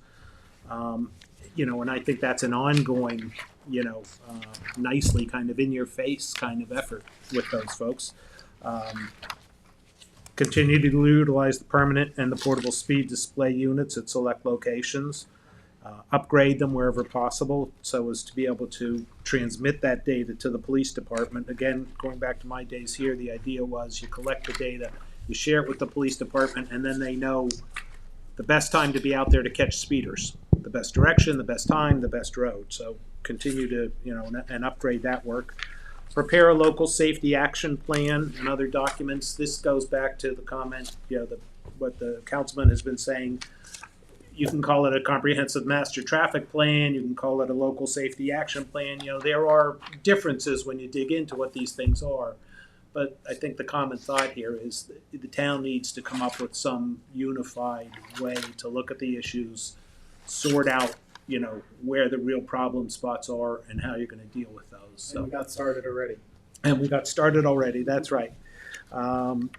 Initiate the safe driving public outreach program. Again, there were some efforts when I was here at the town, but they seem to have gone by the way. And I think the ideas of doing that, you know, very much more of it is great. You know, programs like, you know, Mothers Against Drunk Driving and the National Highway Traffic Safety Administration commercials you see have been shown to be effective. So public outreach is an important component.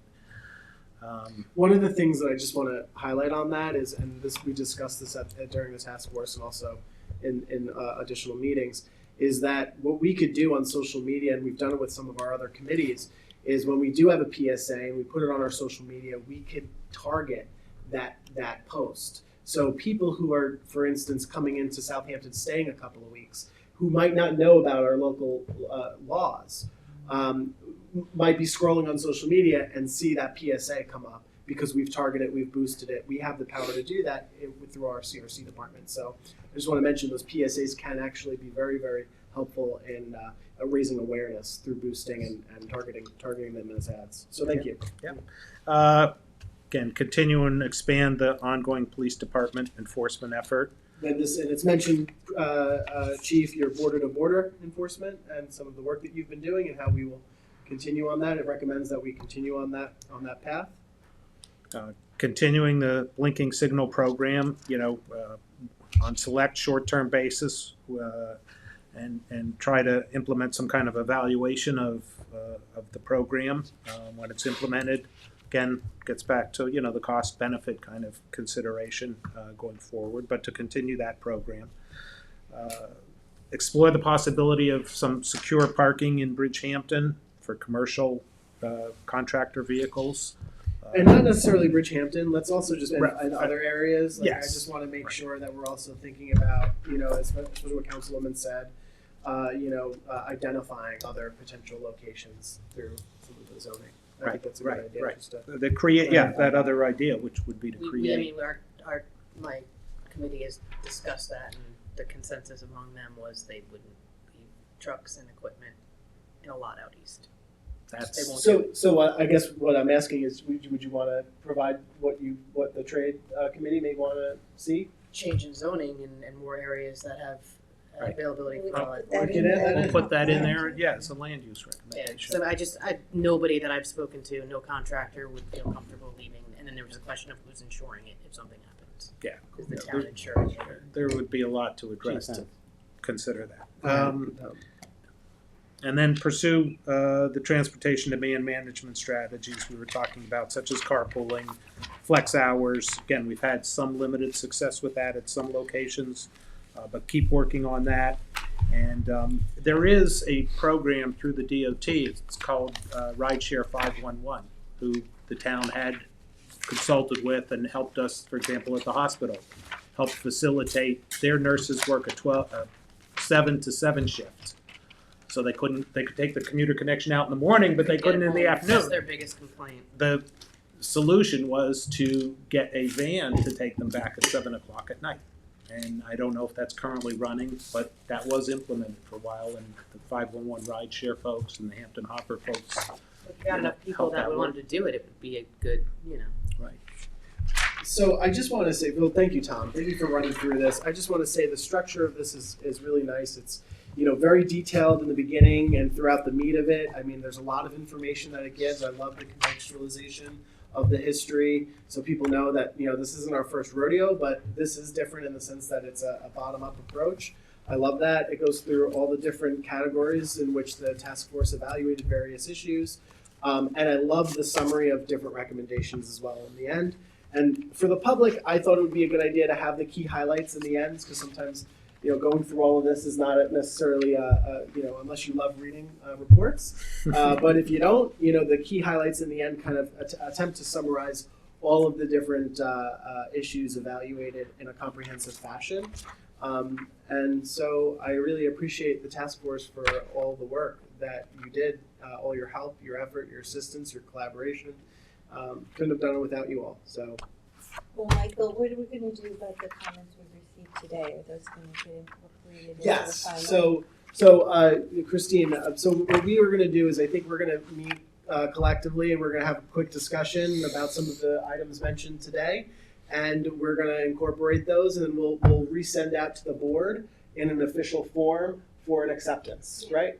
Is that correct? Yeah, you comply with the mandates of the reporting, and you should just now take all this, go through the draft, tweak it a little bit Yep. to your satisfaction, recirculate. With all the members, yep. And then we'll accept it. Yep. Oh yeah, absolutely. Yeah, we're going to talk. So yeah. Yeah. Yeah. Well, Sounds this good. was an important initiative. Thank you. Thank you for your leadership, Michael. Thank you. Very well done, everyone. Everyone. I would like to move to take just a 5-minute break recess before we get back to the next presentation. That's not you, you're good. Kevin, I move to take a 5-minute recess. Bill seconded. All in favor? I'd like to reconvene the meeting, and now Nick Jimenez is here with us to talk about the West Hampton Community Center first, the revised plans. Why don't you bring us up to speed, tell us what's happened so far. So you have the revised, well, what I hope and what we intend to be as the final floor plan. It shows the proposed furniture layout. You'll see tables that is max capacity if we wanted to set up 9 tables in the one flex space and as many bridge tables as are shown in the other flex space. It's not anticipated that we'll have that many set up at one time. Get that out of the way.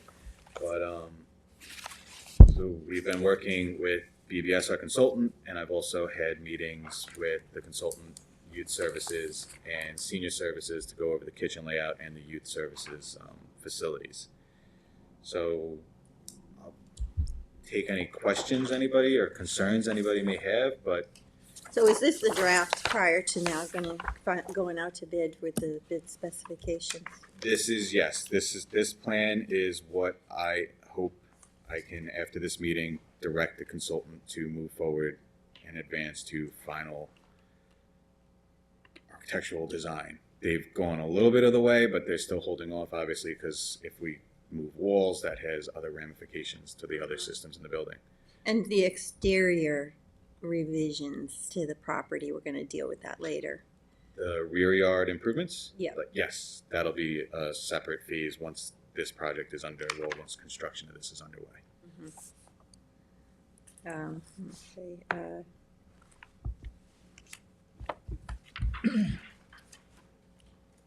No, Mike is sense, Nick.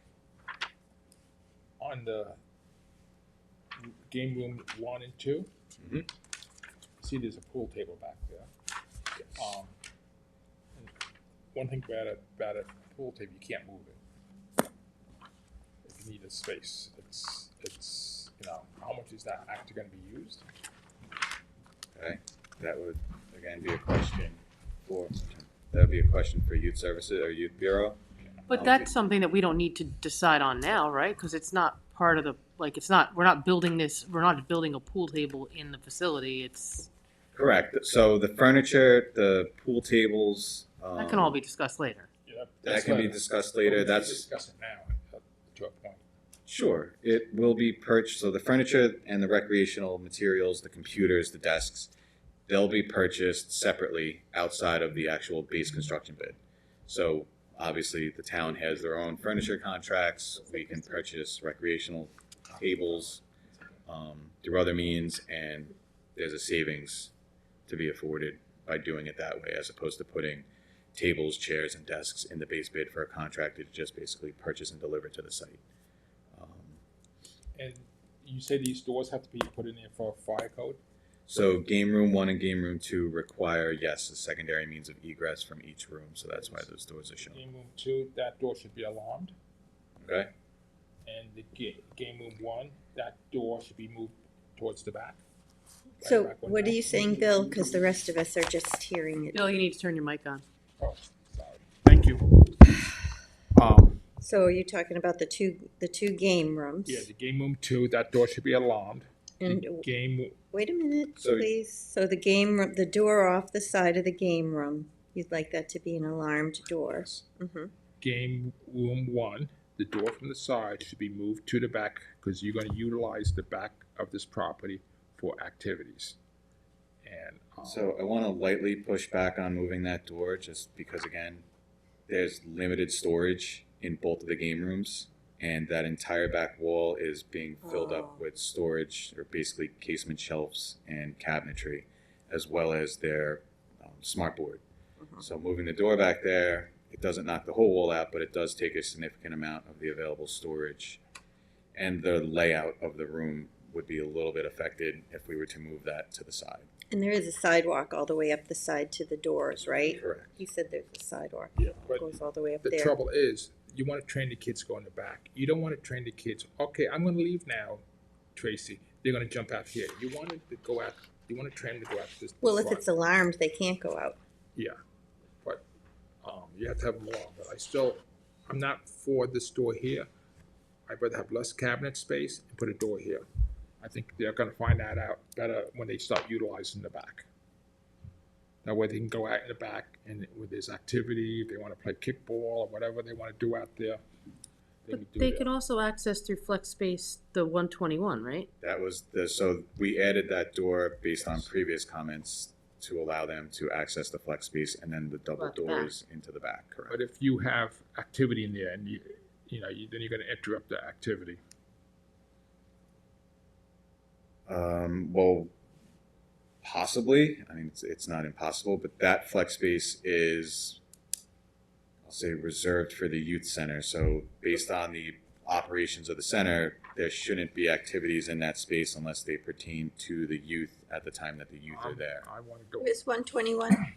It's the bigger flex So, space. so Bill, I just want to ask you a question, just because I'm trying to understand. I understand the premise of what Yeah. you're talking about.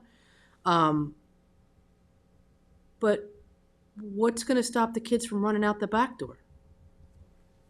They can run out to the back door. It's farther away from the parking lot, so they're not going to leave that way to go home. They can go out. You want to go out the back because that's where you're going to have outside activity. It's not, it doesn't look like it's that much of a distance. How much of a distance is that? To the parking lot? Yeah. No, to No, around the corner. Around the corner to the the corner. back where the door would be. It's just, you know, we have to balance it against all that storage. There's not a lot of storage in the Yeah. building and, you know, these. And having a smart board there for having a, Board is. I a just meeting think space, yeah. that it's gonna that door if it's gonna be a problem. If it's alarmed though. And I had said that to you too. I thought the door should be alarmed so that the kids don't just. They don't use Yeah, it the for doors, Sneak out. by all means, the doors can be alarmed. Youth Bureau didn't think it was necessary, but I'm still for a door in the back. I'm stuck in can my we own. compromise to alarm doors where they are? No, Yes. I want a door in the back. Well, I think in the long run, I think we want to give up on the storage just to save a few steps from here to there. the kids are lazy. You know, So I have what? kids. So- But if they're alarmed, they're not going out there. They're not going to get out. I'm s- We're trying to make sure they don't sneak off. we might have to wait for the fifth person to come here, or fourth person to have a vote on this. But I'm stuck What on do you it. think Michael, about do you the have a vote? storage, What do you- Michael? So, Bill, so you want to move? You're concerned about the game room 1 door and game room 2 door? He wants Game to one, move one this door. door to the back, so the kids don't have to walk up here to get out here. They go right out the back. But then you give up your storage. I mean, I get what he's saying because it faces the other doorways as well. I know, but I'm talking about the in front of the flex space and the 2 flex spaces, 120, 121.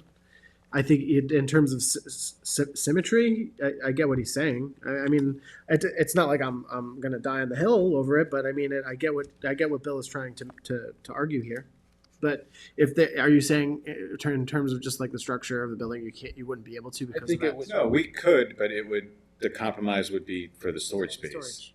I So mean, that's if the you're, entire storage for game room. Can 1 it and 2. can it be moved? if you're in the This way? arts and crafts room, why can't you just go out through the main room? You can. But if there's another activity in there, So the storage can be moved, but then to move the storage on the sidewall here, you lose floor space in the rest of the room. So All right. everything is a compromise at this point. all right, I will compromise. Move this door over here and have it open this way. Which door? Just move it up higher? Move How many feet is that about, Nick? and have it open swing this way. Yeah. So that way yeah. it focuses the people to go this way. That won't matter, right, Nick? No, If that it's should be just fine. further up? If we want to move it on the wall, that should be no I only did problem. it because I don't want you to get mad at me. I'm not mad at you. So you want it to swing, you want it to How swing many- so that the door is open to the parking lot, like the bottom one. So you funnel the people that way Gotcha. and a sidewalk this way. Okay. Not a sidewalk that way. Well, should we be alarming the doors then if we're letting them use the exits? This one does not have to be alarmed. This one has to be alarmed. Because this one's like, they're gonna use this one to go to the parking lot. I think you're overthinking it, Bill. What? I think you're right now you're being a grandpa worried about their toddler. Yes, maybe. But she's gonna be old before you know it. All right, so why don't we do By that, the Nick? time we figure this out and get it built, Move it. she'll be in Game there. room 2, the door would be, Game room 1, right? game room 2, the door would be alarmed. Yes. So they're not going out to the parking lot to do who knows what. Okay. And then game room 1, we'll move the door up to the other side of the smart board. Essentially just, The only thing Okay. I'm gonna say is I'm looking at it again from an aesthetics point, and where the doors are, the windows on this are balanced on either side of that. You know what I mean? So it's Yes. You might have to put a smaller window. Or, Oh, those Side are of the- 3 windows on the side of the smart Yeah. board, the north side. it's a side It's a side exposure. And it'll essentially just be a redundant image. So yeah, you lose the mirror symmetry, but it'll still be the same, if you will. It's this actually the same. It's not a mirror image. It's the same image. Yes. Yeah, you'll have twice. You'll have door, window, door, window. Right? Yeah, Or actually, window, door, window, door. Excuse me. that's Oh, I fine see, you're with gonna you, just right? move it, Yeah, that's swap not. it, with- you're it's not just a gonna problem. swap it with the door. Okay. And then in the big room, I just sent you a text when we were over at the Hampton Bays Elementary School the other day for the flag raising. I noticed that they had the basketball hoops, in that room and against the wall. Like, is that the kind of thing that we're going to be able to do with the basketball Should be. hoops in this room? Yeah, this is a good picture. I'll send this to BBS. That's nice. And that one lowers down. Yeah, because I know a lot of the. Oh, yeah. Well, Where a is that couple of the going? parents want it in the big room here. So if somebody move the tables out, they're going to be able to do karate and ballet and chair yoga and different things in there. But if we also have. No, that's a great basketball, picture. I'll send that to BBS as soon as we're there's out of here. two there. Two Yeah, I basketball. mean, not only, Two not hoops, only two that, pics, two different kinds of not only pictures. that, the youth basketball league always needs more space, so. Yeah. Yeah, Oh, that's I what don't the know about the parents were second saying. one. That's That's like, more of looks a like it lowers gymnasium. down. Yeah, I don't know about that one. I'll ask them, but probably not the second one. Just our ceiling's not quite that high. Oh. But we could definitely put something permanently mounted on the wall if we prefer that. And then out of the back, the big two large rooms, those were going to be 10 by 10 pads, but you were saying that maybe we're going to have one big pad. Yeah, so that's what I would like to have, one big. Yeah, so if shed. we want to go to the second sheet, that's the site plan.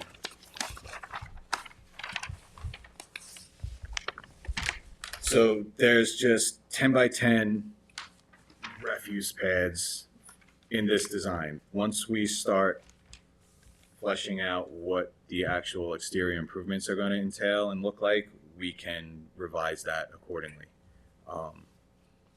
Yeah, there's obviously, since the project's inception, there's been a desire to have a big outdoor patio. Yeah, The large outdoor patio is not included in this phase of the project, but if and when we're building this building, once we flesh out that patio, if we desire to speak to the contractor who's building this building and change course, we can. See, that's one of the reasons I wanted the door out here, because if you put a patio out here, on this patio, a deck, then if, say, you have kids who want to paint, they can go paint outside. Or if they want to draw, they can draw outside. They're more apt to go out this side, Go out the or door right if the here. door's closer, Well, it'll be within 20 feet of that patio. 10 feet? 20. The extra 12-year-old would walk 20 feet, That's amazing sometimes if they do it.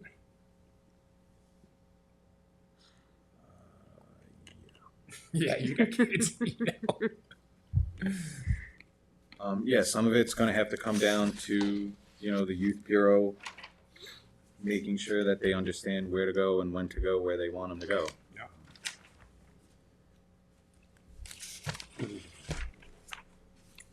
And the only way you could do it, I guess, if you move the two tables here, so they're stacked on top of each other, and then put the cabinets on that wall there instead of it along the back. Yeah, so cabinets aligning this wall here really impact the square footage of the room. As far as, It's already too narrow. yeah, exactly. And you lose the storage because you have a counter with the bathroom all the way around with a refrigerator. I mean, I like the redesign. Yeah, I'm fine. Just move the door. And you're gonna keep the mature trees along the property line where the neighbors are? Yes, on the any side? trees that do not require removal will not be removed. We would clean out the underbrush, if you will, bramble, stuff like that, just to make it look more I presentable. don't see any trees. I mean, maybe I'm missing it. No, it's on this side, I mean, this is where it backs up against Baycrest. Yeah, so that's pretty densely wooded, so you don't have the individual trees because it's outside of the. Well, it's just the squiggly line. Yeah, exactly. But it appears to me, based on the legend, there doesn't seem to be any indication of any trees to be removed. No, there's trees to be removed. This is not the tree removal plan. I could get you a Okay. tree removal plan Well, it if you'd does like have it. the trees that are remaining though. Yeah, they put the legend on this plan, but that applies to the entire set. Okay. Well, that would be good to know, just so that we can be more sure about what's going on with trees. Well, no trees are being removed that don't have to be removed. Okay. And then there's a drop-off area in front of the building with no parking? Is that what that means? Correct. So, getting back to why this looks a little different than the last time you guys might have seen it. Originally, there was a bend in the parking lot. And looking at this, Tom and I went back and forth with the consultant, and the bend is now in the driveway. So the parking lot is square to the building as opposed to having an angle. So when That you turned out to come, be a lot better. yeah, when you come into the entrance, you go directly towards the building, you can hang a left, and you have the drop-off area right in front of the building with no parking. This is one of the reasons I wanted to do this, Oh, yeah. but we don't want to talk about that at this point. What? So I said that we have to be careful of the tin building. Oh, yeah. That's one of the reasons with the doors. The what building? The tin building, for the cost to do storage. Yeah, that has to stay. We have since marked this plan up, made minor changes, but if you look at that hatched area that shows the apron to the Parks barn, Yeah. those two spots have actually shifted over to the left too. So it's farther away from the building, closer to the Okay. Parks barn. Oh, And it allowed anybody that's walking through the pass-through in the parking lot now goes directly into that as opposed to having to skew over a little bit. Okay. And what about the entrance? Is that where it is now? Yes, the Or entrance. does it have to get shifted a little? The Entrance entrance off stays. of Mill Road? Nope, entrance stays on Mill Road. I met with PSEG yesterday to review poles, where we're grabbing electric from. They're on board with that. There will be one pole relocation, but it's not a big deal. That makes sense to everybody. It's worth putting the entrance where it is and removing or relocating a pole as opposed to trying to work around the utility pole, frankly.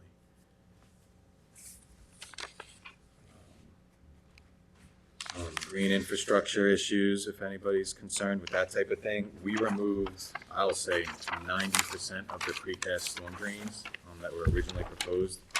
And the center of the parking lot now has a bioswale.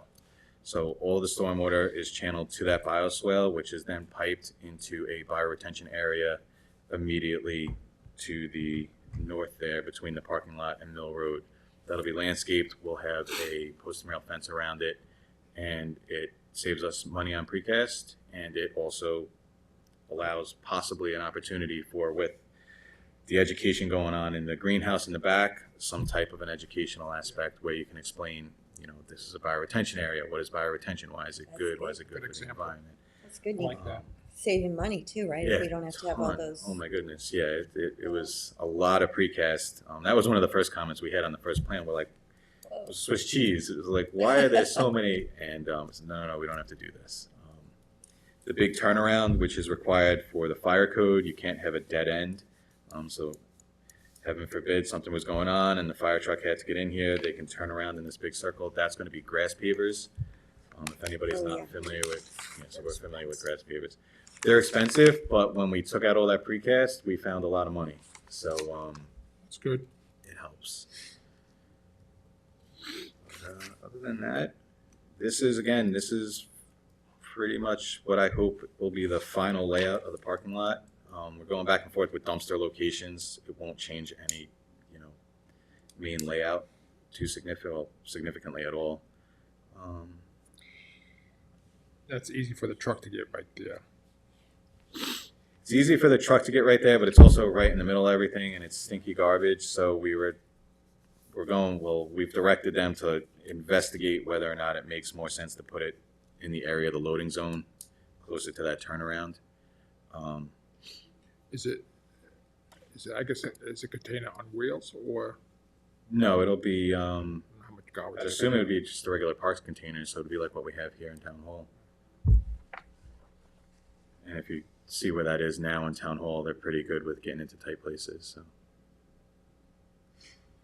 So as it's getting constructed, we'll be looking at, the exterior, so we're not gonna wait till the whole thing is Yes, done, right? as soon as we have frankly, as soon as we have a final layout, we can start Doing laying out the outside, yeah. Landscaping, what we're gonna do with the property.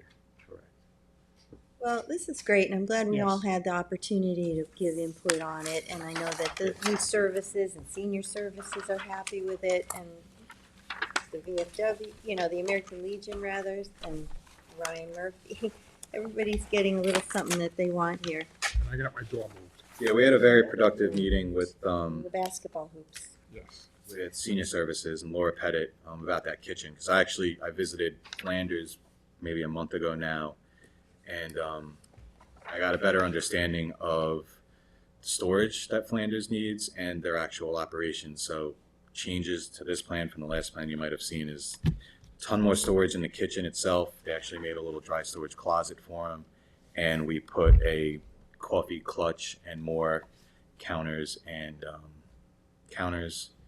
cabinetry in the flex space 120 for that Yeah. operation. I mean, they're the people living it every day in the other Exactly. centers, so they know what they need. Yeah, and it was a good catch because the original layout, I think we would have looked a little foolish if we hadn't put in the amount of storage that they actually need. So when this is open, how many people can fit in here? In the flex space, Yeah, when this is open. when this whole thing is open, it is, I believe the final number was 196 when the whole thing is open. So if we wanted to have a town meeting there, it could hold, the time we put our tables. So 200 people. It's good. I don't know if we can draw that many people. This is Have more people there than here. Did would you guys, so there was a little bit of back and forth about putting a screen or another smart board on the left-hand wall in flex space 120, so that I imagine if there was going to be a town board meeting, you guys would sit, in this area here, Oh, yeah. Yeah, and then we to could have plan the that. screen. I think we should have a smart Behind board you. for presentations in that room. Yes. That way we don't have to take the one out of game room number 1. Game room number 1. Oh yeah, that thing's not moving, it's massive. Yes, it's good.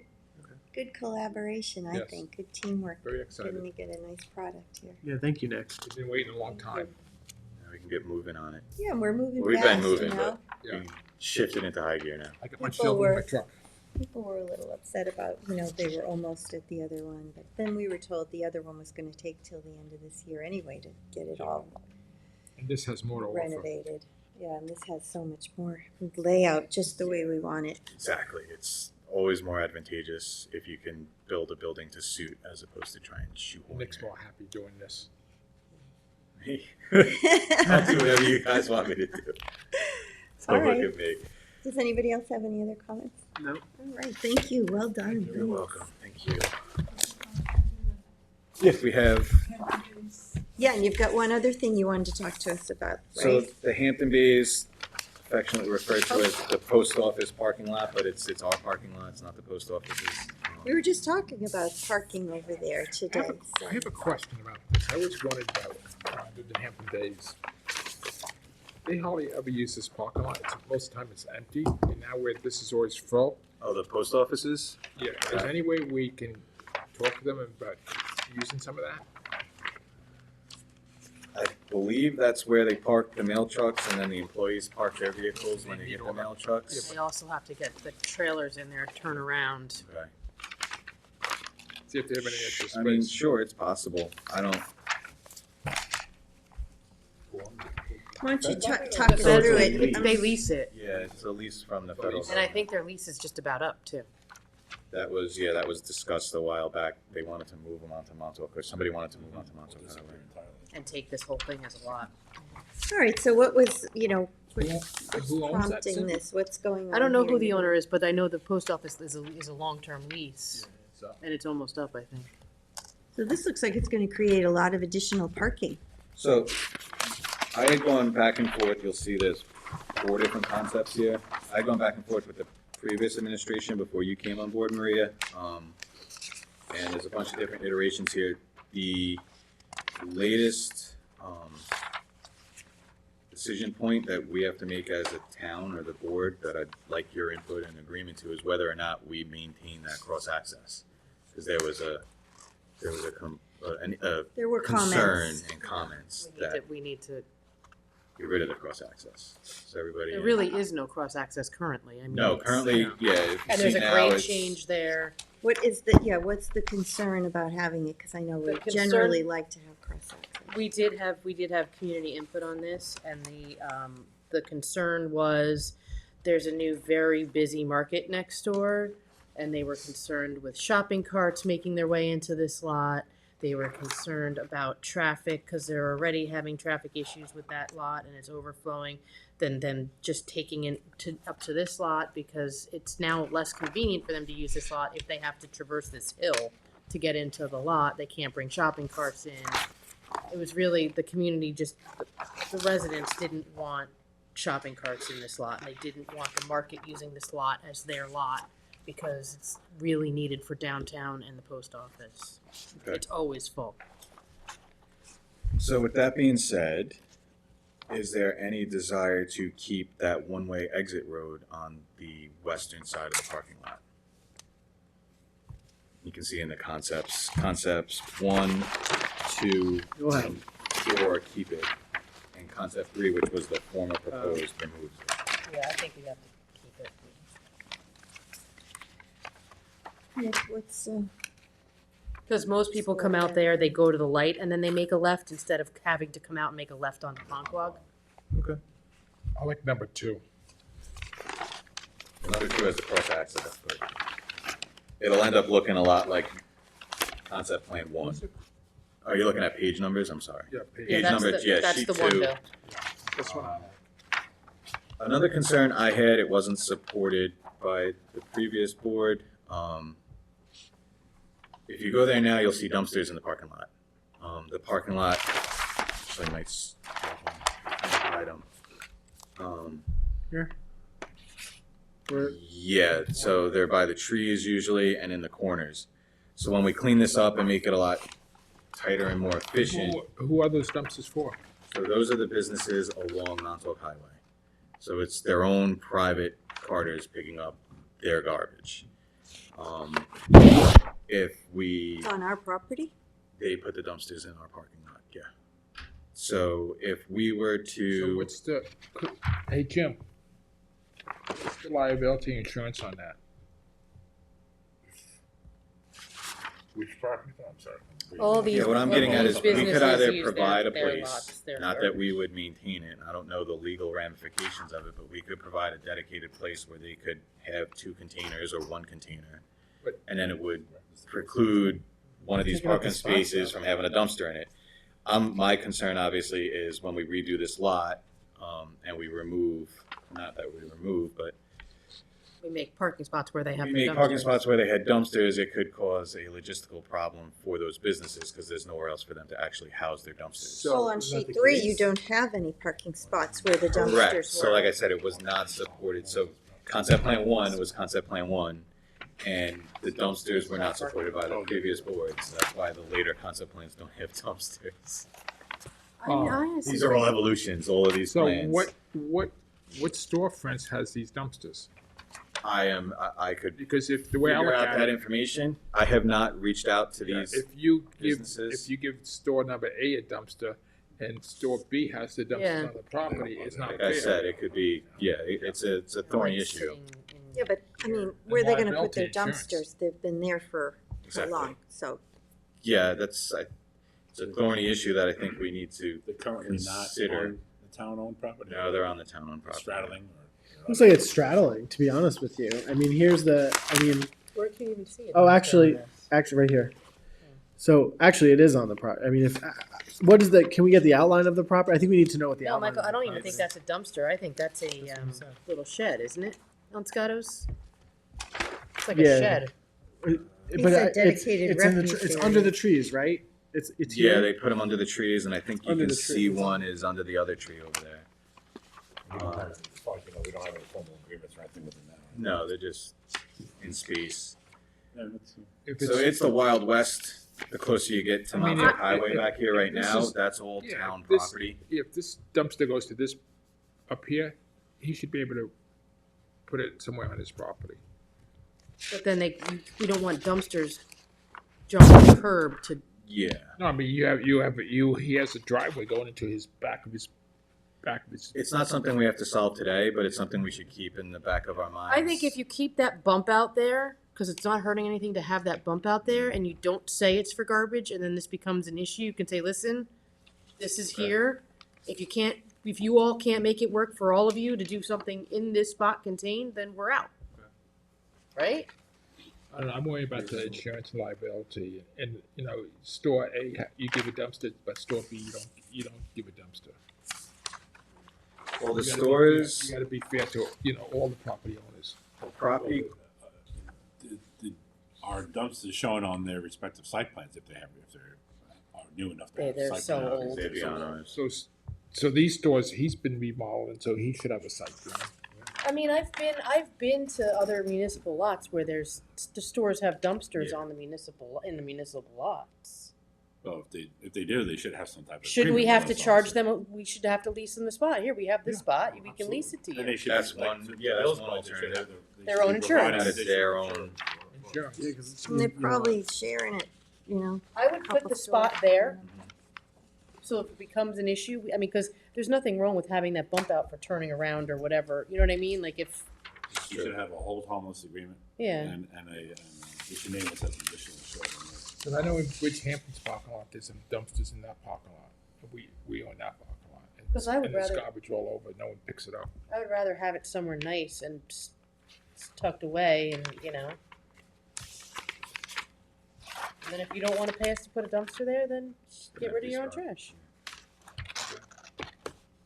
So we don't have to solve it today, just one of the issues Just that keep will it in come up. mind, yeah. Yeah, I would just keep that space there for it. So with that being said, the redesign, even with foregoing the cross-access and keeping the turnaround, we're looking at around 14 additional spaces in the slot. Are these trees? The green dots Yeah. are trees, yes. Oh, cool. So you'll be adding. Yeah, so we'll be adding some landscaping.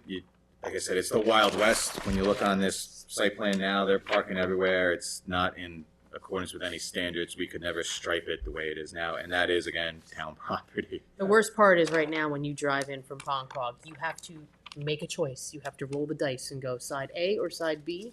And if you don't find a site, a parking way back place, you have to go all the way out onto good ground, make a left onto Ponquag, and go back in and try the other side. Well, just from a beautification standpoint, I like that we're adding those trees over there. That'll be really nice for the community. Yeah, and the business owners too. It'll spruce up the backs of their shops a little bit. Now, when you're saying you were adding that many parking spots, are you subtracting where these cars are parking over Yeah. here? You are. Yeah. Okay. As where it looked like they could actually Park vehicles? legally fit. Yeah, like you look at these crazy vans on the left side, and Yep. but there's a couple on the right there that you theoretically could have a spot. And whatever this larger building on the northeast corner is, they have a little private parking lot of their own, as does the one on the northwest corner. With the drive. So those are both being maintained. Yeah, The access to those are both being You maintained. see where these people have their dumpsters, Or these people right here. I'm looking on the overhead, see where they have these dumpsters.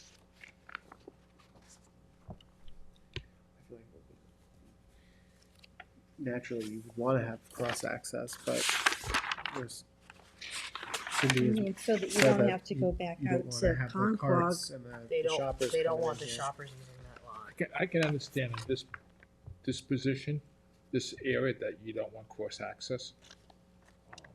Because this is gonna be a shortcut and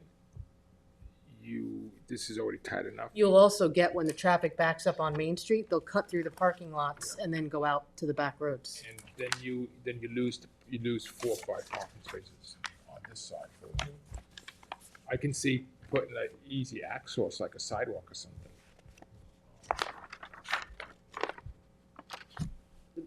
I can see both sides of it. I think both points of view are credible. I like the designs though. They're I think they did a nice job on the design. Yeah, there's another one where, Cindy, you were here, I mean, Yeah. it evolved, we went back and forth, and it's like the Shinnecock. And this one too will allow us to, if we want to, the post office could put the drop-off box on that. Yeah, we can keep, I think it's been relocated there now, right? Or it was Did talked they put about it back over relocating there? it. They were talking about it. It's up underneath it's up by the building. Yeah, so the mobile or drive-up mailbox could be relocated over there, Yeah. or anywhere, frankly. We're gonna maintain the one-way exit to Good Ground Road. Yes. Why is the paving stopped in advance of the road? Is there any reason There's for that? no real need to redo that, but we could. I mean, cost, that's all it comes down to. If we have the money to go the rest of the way, we'll go the rest of the way. I have to run a calc on that. Concept 3, which was the old, was it Concept 3? Yeah. Concept 3, which was the old preferred alternative. The estimate for that before contingencies was $365,000. Wow. So What was 365,000? the estimate for Concept 3. So before contingencies. After contingencies, How much was it? 420. Oh, $365,641 and 25 cents Oh, was you're my, adding the was my number. Yeah, yeah. But As opposed to, what are you making a distinction on? no, just we have 500,000 in the budget. Uh-huh. So you had asked why did this stop? Just for engineering and cost efficiencies, but we likely have the budget to continue it and just repave that whole alley With the contingency? with the contingency and the budget we Oh, have. okay. Yeah. Is that a sidewalk at the bottom there? Of Good Ground? Yeah. Yeah, good ground. There's a sidewalk the whole stretch. So would you have to, is there, Nope, like, that's open a- up that's an onto an exist- apron? Yeah, it's an existing apron. Doesn't look like it clears out at all. It does. It's hard to see, but it does. If it's in bad shape, I mean, I'll go. It's been a couple of years since I've been out there, but I'll go back out there and look and see if that apron is cracked or in poor repair. We'll fix that too. I just think, Did you say those do dumpsters it are while there you're now? there. So you said those dumpsters are there now? So last time I was there, which this plan is dated April 2023, so there were dumpsters in the parking lot. Yeah, yeah. I'm gonna drive through there, check it out. Okay. Thank you, Nick. This You're was welcome. very good. To be Everybody- brought back to When are we life. when are we paving our parking lot? Hopefully next week. Wow. We Happened have this week. We have power was restored on Tuesday. Well, not restored, but power was completed on Tuesday. The electrician has to come and prove that everything works. Obviously, they don't want to pave and then have to rip up something if it's broken or doesn't work. What is your timeline on this? The parking lot, this I want to put, so that's why I asked for this, just to get some input and go ahead from you guys, because we're going to do Tom and I in-house design, put it out to bid this spring. Okay, this spring. Say probably you'll Pending see. our decision. Correct. Well, we can advance design, and then whatever we do with the dumpsters is not going to Yes. kill anything. But yeah, you'll likely have this before you to notice bids in June sometime. So I'd say. the work will be done in the fall, not the summer. Yeah, I would do this in the fall, right? Shoulder season. Oh my God. Not in the So- summer. Next fall. Yeah, fall 2025. And when do you think the bids will be able to get out for this community center? Community center, that's the same thing, as we are hoping to notice in June and then get the bids out and back by the end of July, early Start in the August. fall. Hopefully. God willing. And how about the bids for the exterior of this building? Those You are already told being me. noticed. No, it's fine. Should have brought your list. I got it. He knew. Those are being noticed at your next town board meeting, and the bids will come back for that in early May. I believe it's May 6th. The Bridgehampton Community House, you guys noticed that on Yeah. Tuesday. So those bids will be available next Thursday, and they're due back the first week in April. So we'll have the community Columns house, in front, yeah. the exterior, yeah, the columns in the front of the community house are in poor repair. So we'll have that project, this project, and then we're all geared up for the fall. Ryan left with this project, the community center, and the animal shelter. If all Tell goes us, according to plan. What's going on with the bike path through Good Ground Park? So the bike path was shut down for a couple of weeks. It got kind of soggy in there. They cleared all the trees out and they rough cut the trail. and then it just turned into, again, a muddy mess. So to avoid making a very difficult situation worse, they pulled out for 2 weeks. They are supposed to be starting up again on Monday, and we expect that'll be done by the end of next month too. I mean, there's Wow, not much great. to go. So when you have these projects where you have to go in there and cut trees down, if you see, like in good grounds, might be some locust trees, anything over 25 feet to 35 feet. 25 to 30 is the perfect size. Okay. For osprey nests, they're very hard to come by. Oh. You have to buy them. Interesting. And you could, that way you could, Keep that in cut them mind. up, have them saved. Okay. And between the Parks Department and the trustee department, they should be using them. I'll have to find somebody that can identify a locust tree. sure Can you Jackie can identify help you with locust that. trees? They're usually like, Straight, right? They'd have to be straight. they're not straight. They can be crooked. Okay. Go Yeah, down all Dune those trees are Road, gone, go down Dune unfortunately. Road and look at all the osprey poles. Those There are we locust go. trees. Got anything else? No, That's that's it. great. Thanks Yeah, for good the news today, update. right? No big. Yeah, thank you. Right. Keeping you busy. Let's move the door. And also, you can mention to Peter, people do appreciate him having his crew paint. I mentioned that to Yeah. him yesterday. He's very thankful. People like nice Clean paint. clean paint, and I saw the couple of guys today that said he'll be back next week to paint some more. Very good. All right, thank you, everybody. Thank you, you. Nick. I guess we're just moving next door now, right? I'll see you in a little bit, I guess. Yeah. You want these back? Okay. No, you keep them. You want an extra one? Thank you for all offer. Is that your pad? No, that was here. Charles. Probably not there. All right, so that brings us to the town council and supervisor liaison updates. Cindy, start at your end. We are signing everybody up for the Great East End cleanup, which will be April 26th and 27th. They can go on the website and sign up for that. I know the emails are going out because I got one at my Gmail. And Michael? Yeah, today starts the Noyak Road repaving project. So Oh, it's that's long, right. long awaited. It's first phase of the project. It will encapsulate Noyak from North Sea Road to Deerfield. They will be starting, I think, more in the easterly section just to modify a few issues on the road there, and then they'll be doing the rest of it. So it's really the Noyak community is very happy that it's getting started. So thank you Great. for adding it into the budget. Appreciate it. Yeah. And Charlie said something that he might be able to move some things around and even get started on the second part. That That's is true. To be Yeah. determined. To be Yeah. determined is right. We had the North Sea Solar ribbon cutting yesterday on that project, and it's a very, it's amazing accomplishment for the town. It started 4 years ago with the prior board, and glad to be here to help finish it up. And just 11,500 panels, and it's going to help the town with electric bills and the community. Over 500 residents will get a discount on their electric bills. And it was really something to see. The three of us were there. I know you couldn't make it, but it was very impressive. A lot of work went into it. Frank was there, Frank Zapone, and he helped. He spearheaded the thing and followed it through until he left. Made with U.S. steel and local concrete. Yeah, and local contractors worked on it. And the goats are gonna have a good time up there trimming. Around all the panels. And also last week, the three of us were at the Veterans Flag Raising Ceremony at the Hampton Bays Elementary School to honor Dave Agstravibi, and it was well deserved by him. He's got an amazing background. So we were proud and happy to give him a proclamation on behalf of the town. He does a lot of work for our veterans too. He like really food does. drives and He cares so much. But Nick gave the update on the West Hampton for me, senior center, the rec center. So I don't have to say anything about that. Yeah, we're glad that's moving along.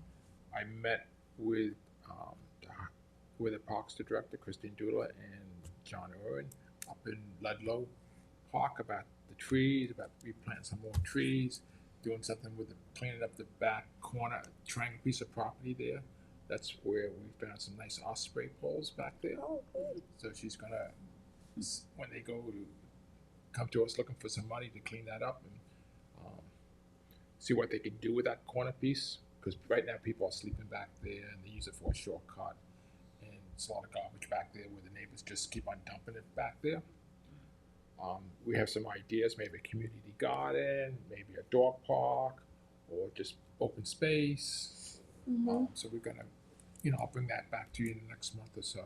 Oh, good. And bring it to Frank and see what they want. Yeah, yeah, we want to be fair to the neighbors and Yeah, keep the be park fair to the clean. neighbors, keep it clean. We plant some trees, and fix the fences. Thank you for checking into that. All right, well, if there's no more comments, then I move to go into executive session to discuss acquisitions, confidential legal advice, and personnel. Second. All in favor? Aye.